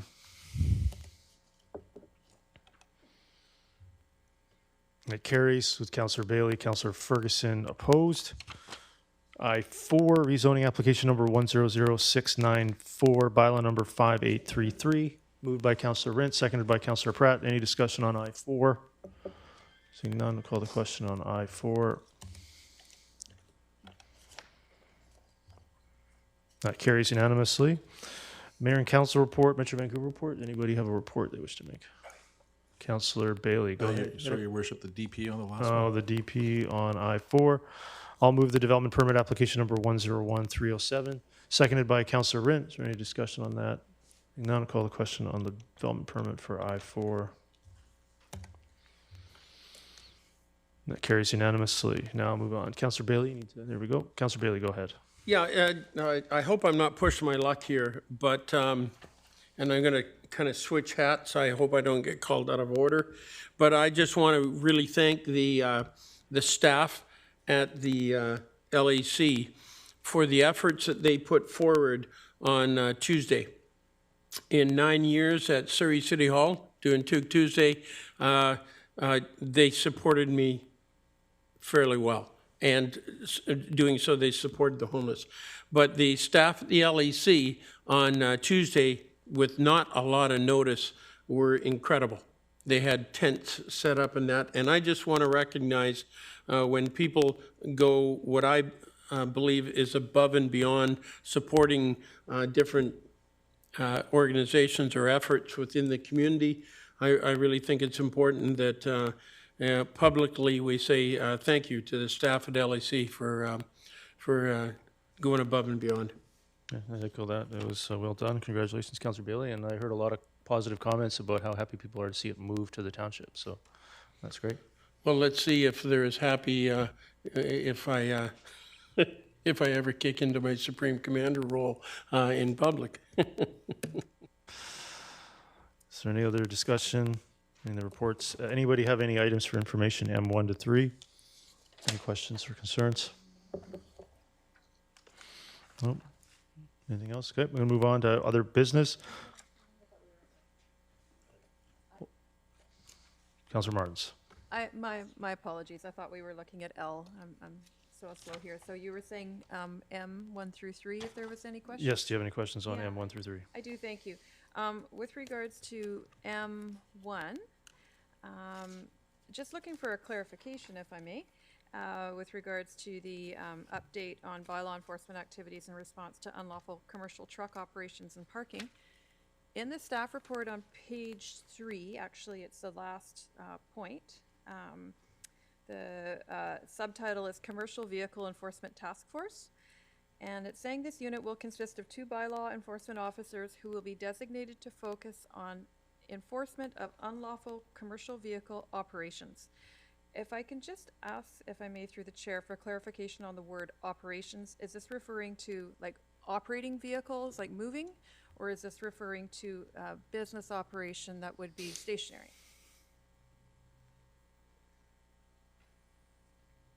At the present time, it's actually intended to be stationary, but that does allow for the bylaw officers to go through the training that effectively, in time, they could actually be dealing with the other vehicles that you've referenced. Thank you. So is there a plan to train our bylaw officers so that they will be able to deal with moving vehicles? Because that would be amazing.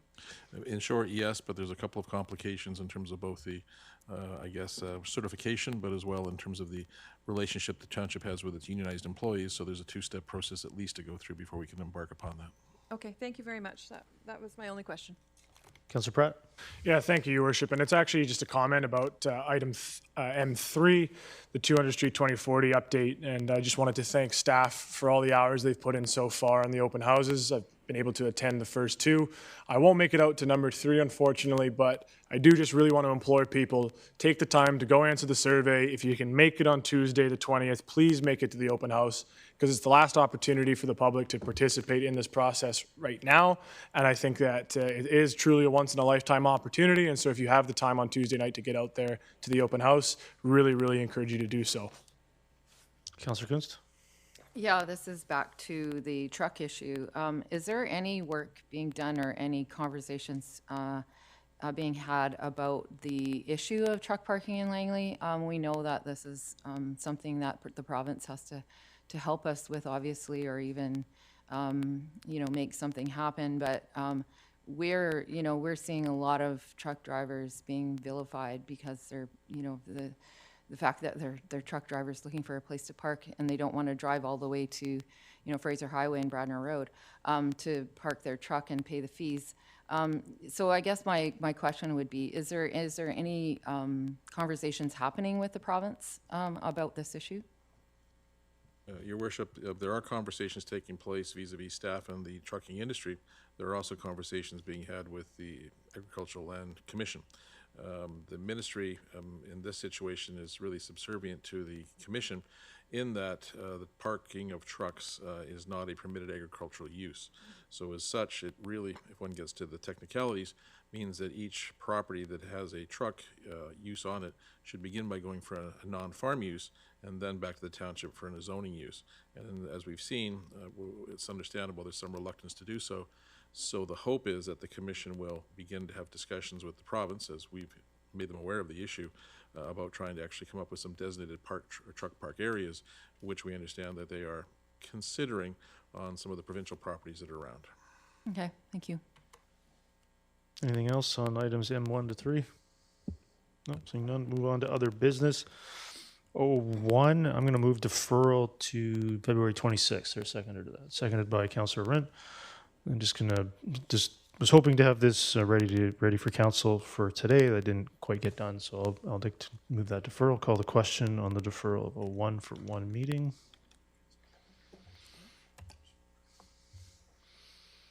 That carries unanimously. Item 02, I will move that. Is there a seconder? Seconded by Councillor Rint.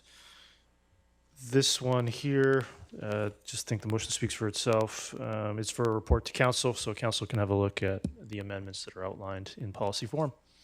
Is there any questions on 02? Seeing none, call the question on 02. Carries unanimously. Item 03, Langley Resource Society insurance deductible. I'll move that. Seconded by Councillor Bailey. Is there any discussion on 03? Councillor Martins.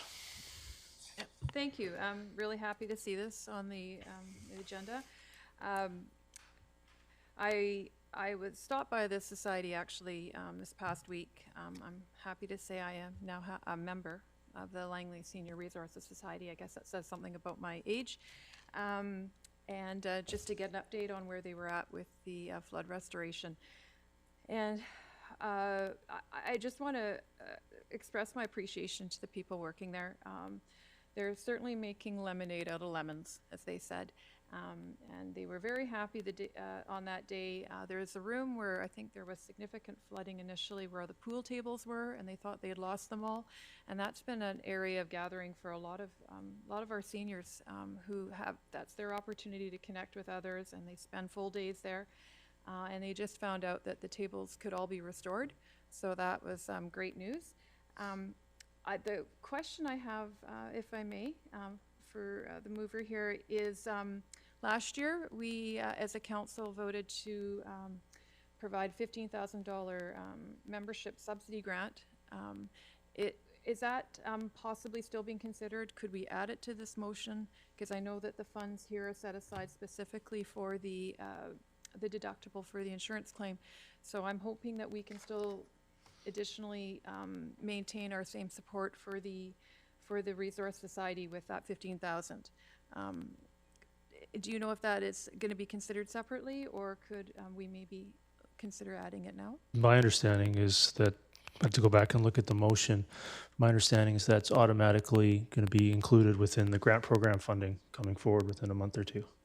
All right, that's great, because I did. This is a separate request in addition to that. Yeah, which is great, because I noticed that the city, they've committed to the other $19,000 of the deductible, and they are also committed to the $15,000. So I wanted to ensure that we were looking at matching that. So that's good news. Thank you very much. Councillor Ferguson? Yeah, I think I appreciate the comments by Councillor Martins and others. I mean, at one time, I was the chair of this association. I'm not anymore, and a long-term member.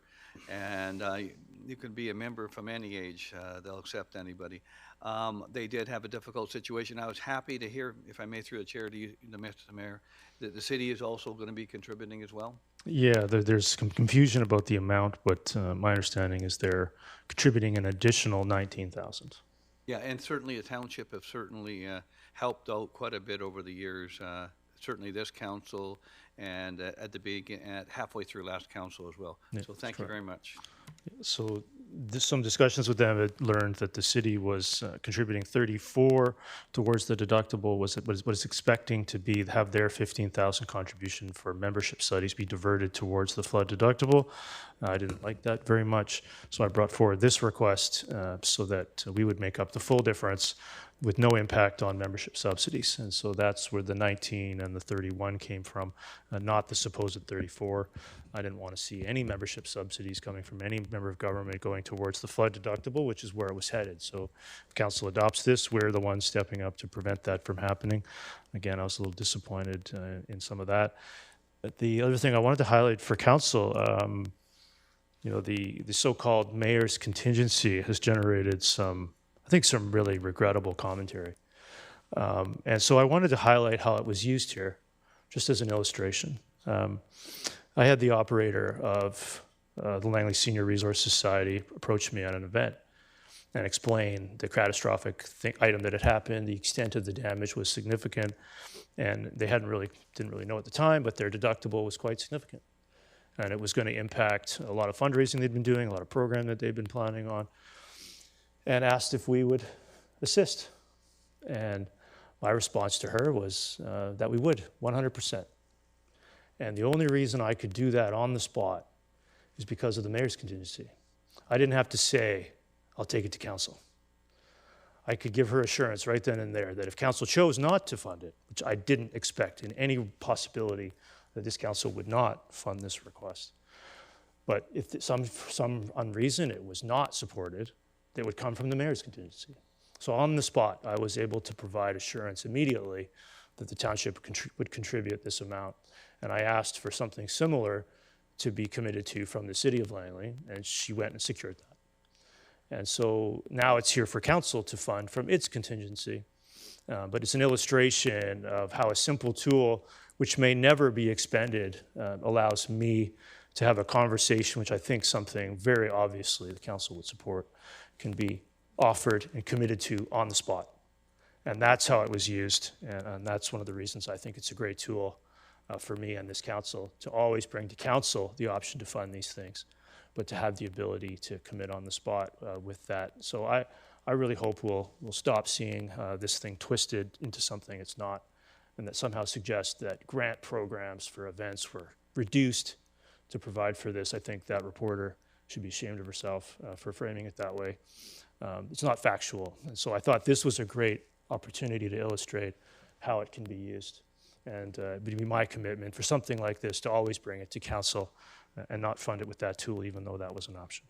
So with that, I'll call the question on 03.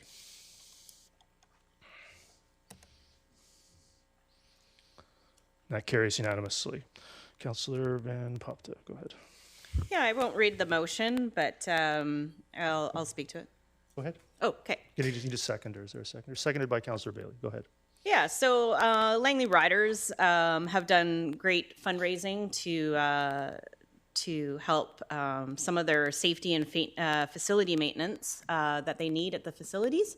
And I think it's only appropriate that we help out this association as well with a matching grant from Capital Projects. So that's where this came from, and I just want to applaud them for doing as much fundraising as they did, and hope that we can fill the rest. Great. Any other discussion on 04? Seeing none, I'll call the question on 04. That carries unanimously. Councillor Pratt, go ahead. Thank you, Your Worship. And after discussion with some colleagues and staff, I'll probably be moving number 5 as 2 separate motions. How's that going to work? Let me just... Through yourself to staff, item A in the therefore clauses, and potentially looking to yourself, Ms. Bauer, for some assistance here. Item A would like to be moved separately, requesting a memo from staff addressing the issue brought up in item A, and then I'd be moving items B through D as a subsequent motion with a referral to the transportation and mobility strategy. That's fine if it's moved that way. Okay, thank you. Okay, so we're going to move, therefore, be it resolved that council hereby directs staff to prepare a memo to council which includes item A. Correct. Is there a seconder to that? Seconded by Councillor Van Popta. So go ahead, Councillor Pratt. Yeah, thank you, Your Worship. I don't know if A needs as much of a rationale behind it as the subsequent motions, but overall, the intent with this motion is to start the ball rolling on getting a micromobility program here in the township. I think it's high time that we give people options, and I think that there's other municipalities that have shown it can work and how it can work, and I'd like to learn from them and have our staff provide recommendations to us on how it could work here in the township.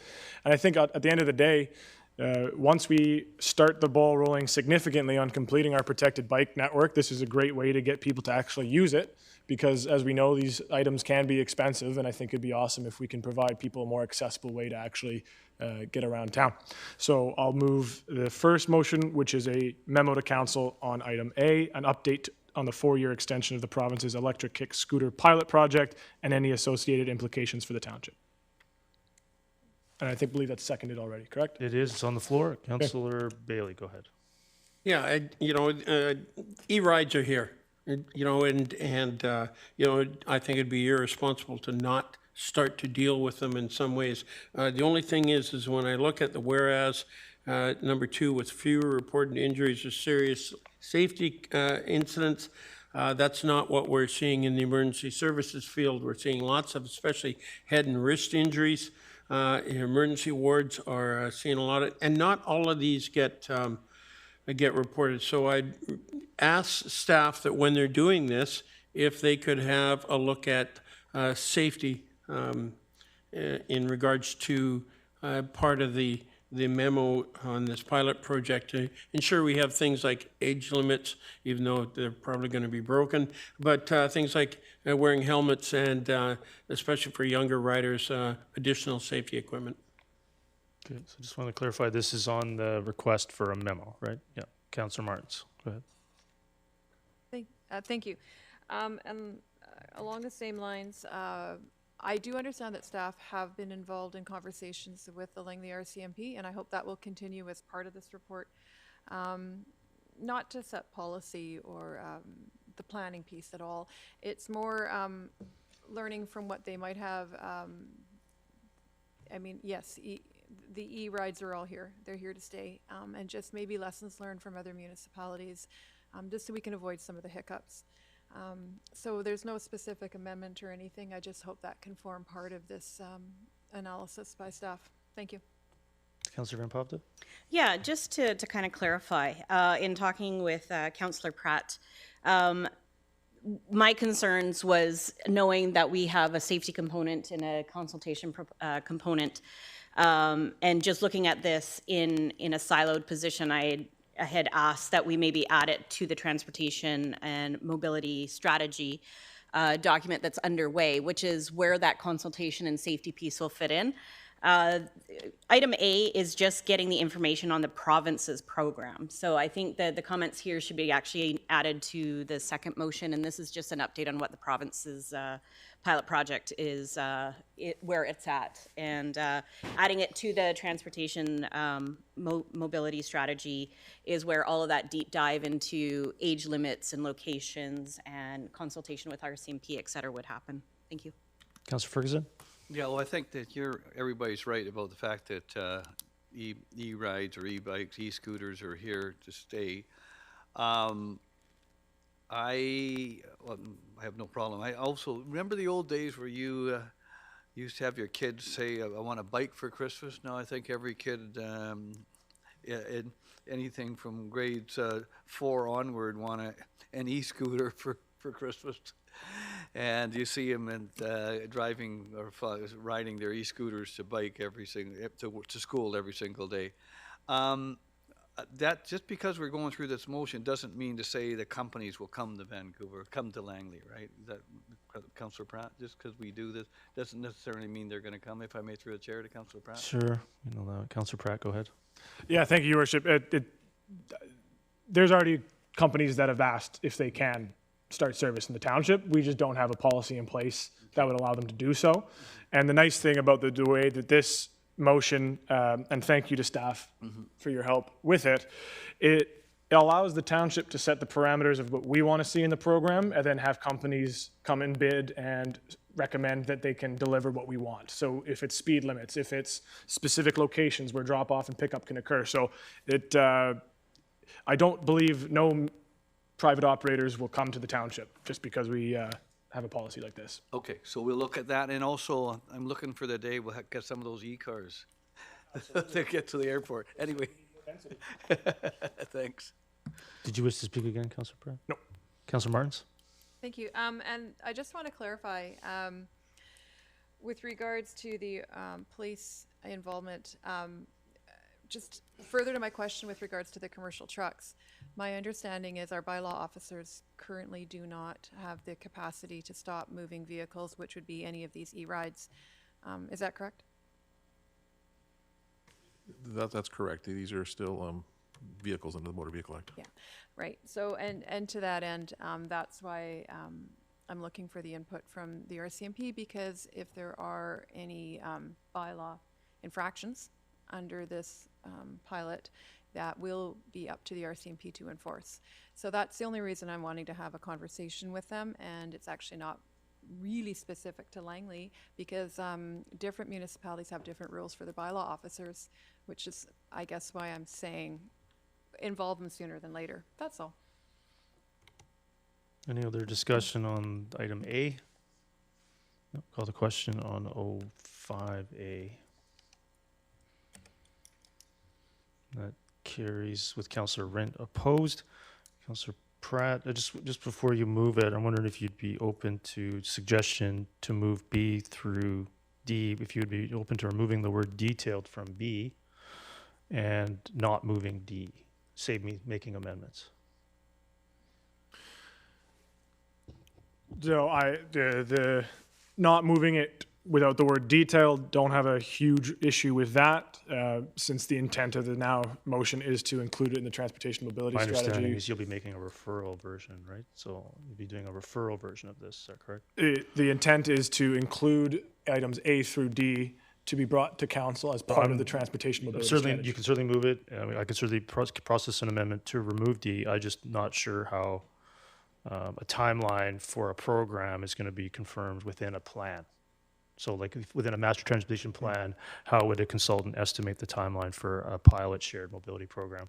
It would seem to be the provisions of B and C make sense, but the timing or the estimated timeline, how would they do that? So I just don't know if it fits in with the referral as opposed to what it was before, which was a standalone motion. That's well taken. I would say that there's the potential for coming back from the new transportation mobility strategy with a section on that detailing this potential pilot program, saying implementation could occur in quarter X. However, if we get the report back from staff with a TMS saying this is a pilot program we can implement, we could come up with another motion at that time to say, You could, let's go yeah, you with could it. defer it. We can process it now. You can move it, and then we can process an amendment, see what council thinks. The master transportation plan is intended to be a 10 or 15-year document, right? So embedding in a queue this or queue that for a specific small pilot program is just a concern. But go ahead and move your motion, and we'll see where it lands. Well, I'd rather move a motion that I think is going to have a chance at success. So in that case, and Ms. Bauer, Hugh, please have patience with me while I try and word this correctly. So with the same 4 whereas clauses for the minutes. Yeah, they'll be in the minutes, Yep. but the motion, Understood. Yep. the whereases are not part of a council adopted motion, right? Okay, Yep. thank you. So then the motion would read, therefore be it resolved that council hereby directs staff to incorporate into the transportation and mobility strategy, and then potentially what is now B and C without the word detailed. Is there a seconder to that? Seconded by Councillor Van Popte. Councillor Pratt, go ahead. Yeah. So what we are getting out of this is Just also want to say I appreciate that. Thank you. Yep. Go ahead. What we're getting out of this then is a report as part of the transportation mobility strategy that includes an overview of existing shared micromobility programs across Metro Vancouver and a summary of potential areas, locations, costs, et cetera, of what that program would look like. So we have all that information as part of the TMS when it comes back. And from there, council can decide whether or not we actually want to implement that program at the time. So if that's what everybody is understanding, if that's what staff's understanding the motion is asking for, that would be what I move. Great. Any other discussion on that motion? Great. Seeing no other discussion, I'll call the question on 05, B, and C referred. And that carries with Councillor Rent, Councillor Ferguson opposed. So move on to item 06. Councillor Rent. I'll move it as is. I think it speaks for itself. Is there a seconder? I'll second it. Is there any discussion on 06? Councillor Martins. Thank you. Yeah, I have no concerns with this motion other than I'm confused by we're bypassing the Agriculture Advisory Committee that's newly formed. I understand it's meeting this month. Could we not add it to their agenda for discussion? You certainly could. Is there a logic to not? That's what I'm trying to understand. Why we've changed courses here? I'm not sure. We'd have to ask the mover potentially. I'm not sure. I think maybe there's a desire to just see it completed after 1 year of waiting. Councillor Bailey?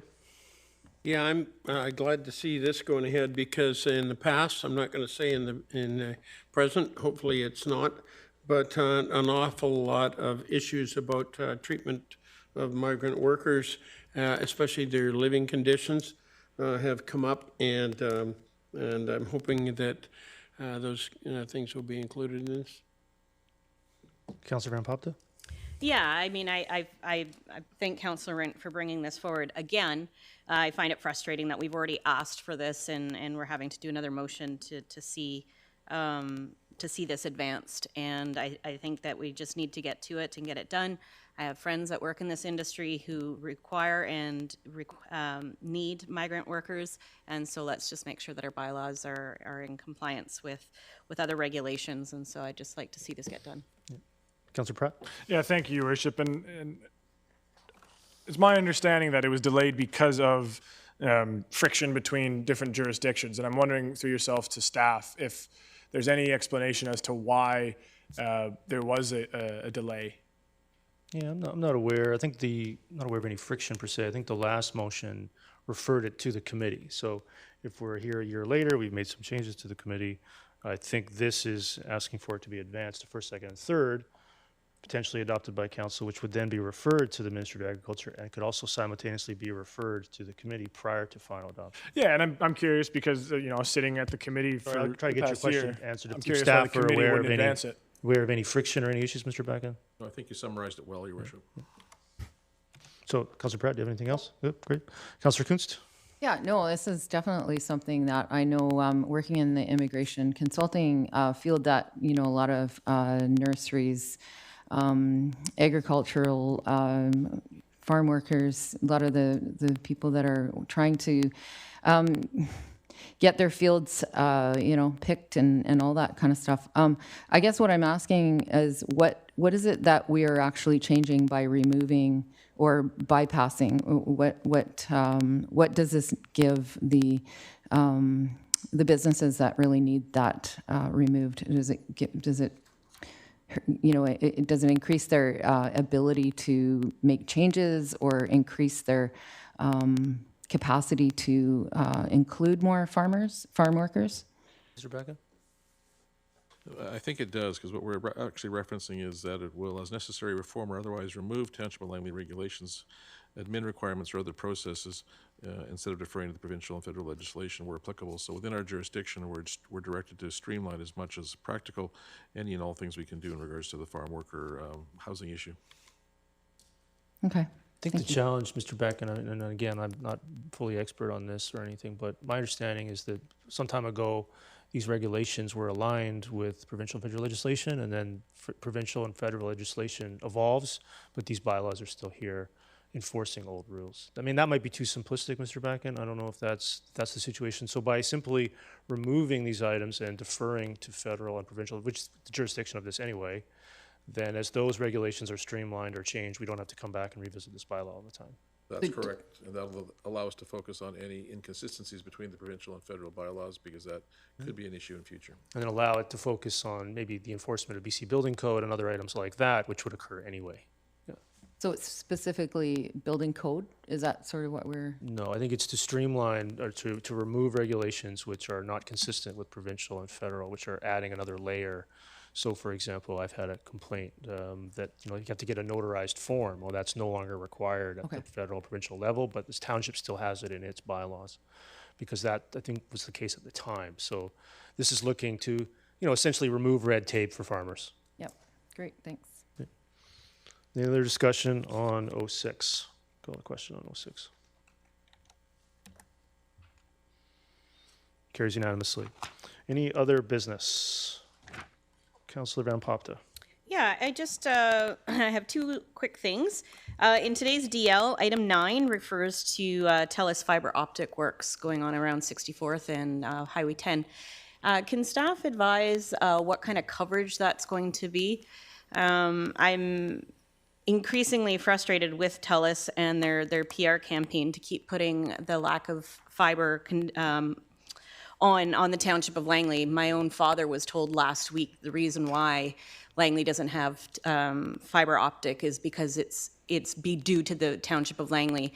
And when I was at UBCM in September, I spoke with the TELUS reps that were there, and they, again, not knowing my position, said that it was Township of Langley's fault, and I encouraged them to get their manager to call us right away, and we will make sure that it happens, whatever the issues are.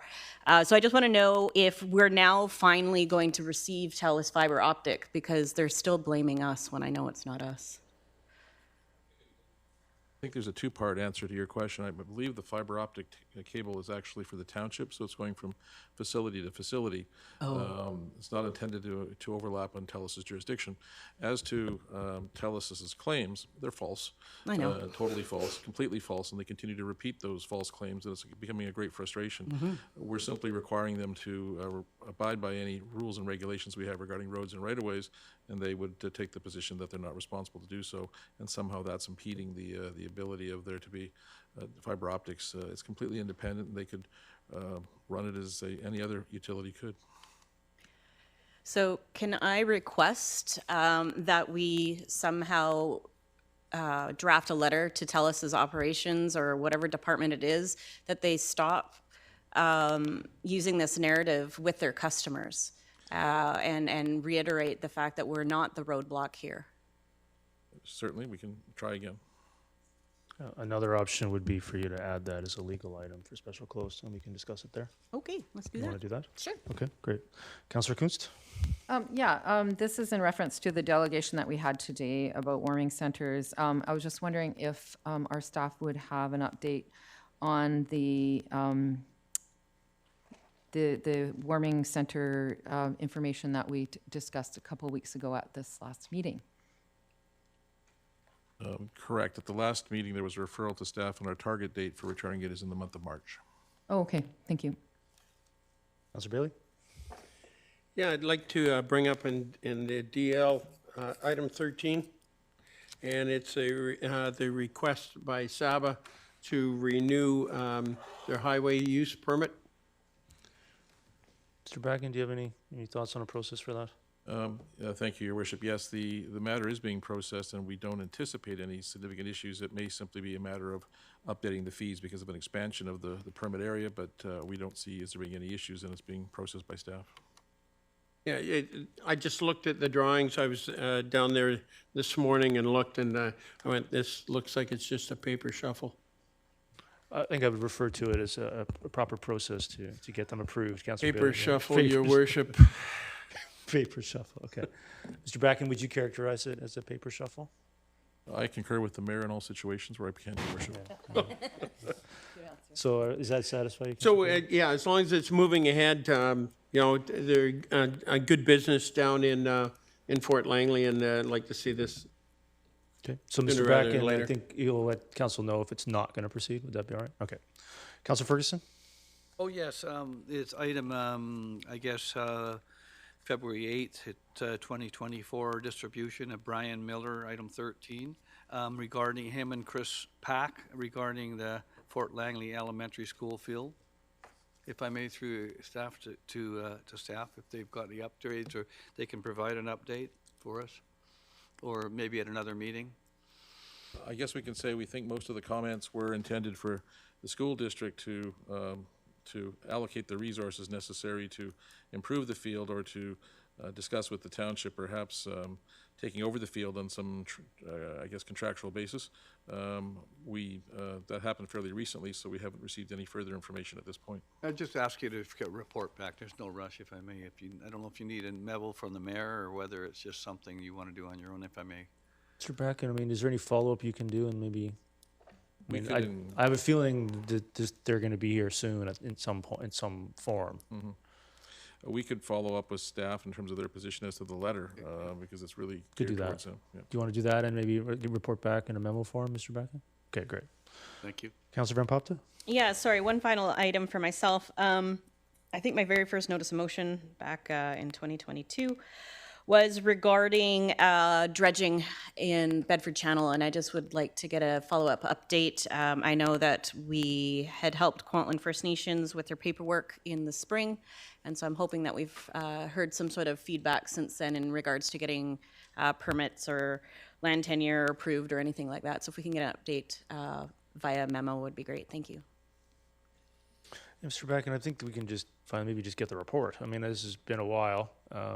Is there any reason why we wouldn't be getting a report on this at some point here? I mean, it's not going away, and the depth of the water is decreasing. So at some point, this is going to be an issue, and I think the council was trying to get ahead of it, and here we are a year later. Thank you, Your Worship. Appreciate the patience on this project. We are working with our friends at Kwantlen First Nation, working on the application form. As referenced, there were some obstacles in the way that we've resolved in our understanding. So we're now going to follow up to see if they're ready to submit the application, or if they want us to submit the application. So we'll prepare an update to council in the next couple of weeks. Yeah, I think we'll leave that maybe to follow up, but I think the desire is to at least find out what the issue is, what the cost is, and what the anticipated timing is, because of my understanding, the user groups are becoming increasingly concerned. Yeah, and safety as well for kids that jump off that bridge in the summer. I think that it's a two-pronged process or question. One is getting the rights to dredge, and the other would be actually doing the application to get the dredging and who holds the contract. I know that there's a company out there, I can't remember this, I want to say Suncor or something like that. They'll actually dredge it because they want the sand. So there's some opportunities there for probably to have it done relatively inexpensive if they can actually take the sand away. But anyways, I'd just like to find out an update if we've even done step one, which is submit for the permit. Okay, great. Thank you. Any other business? Councillor Kunst? Yeah, just one item for consideration. Okay. Yeah, so if anybody has items, just push your button to request to speak. So Councillor Kunst, consideration.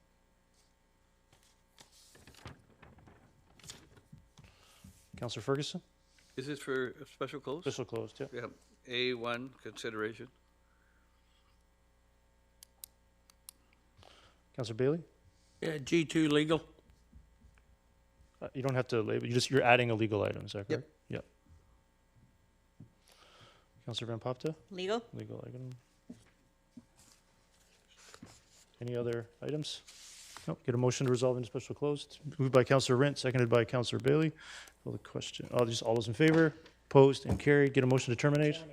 Moved by Councillor Pratt, seconded by Councillor Rent. All those in favor? Opposed and carried. Thank you.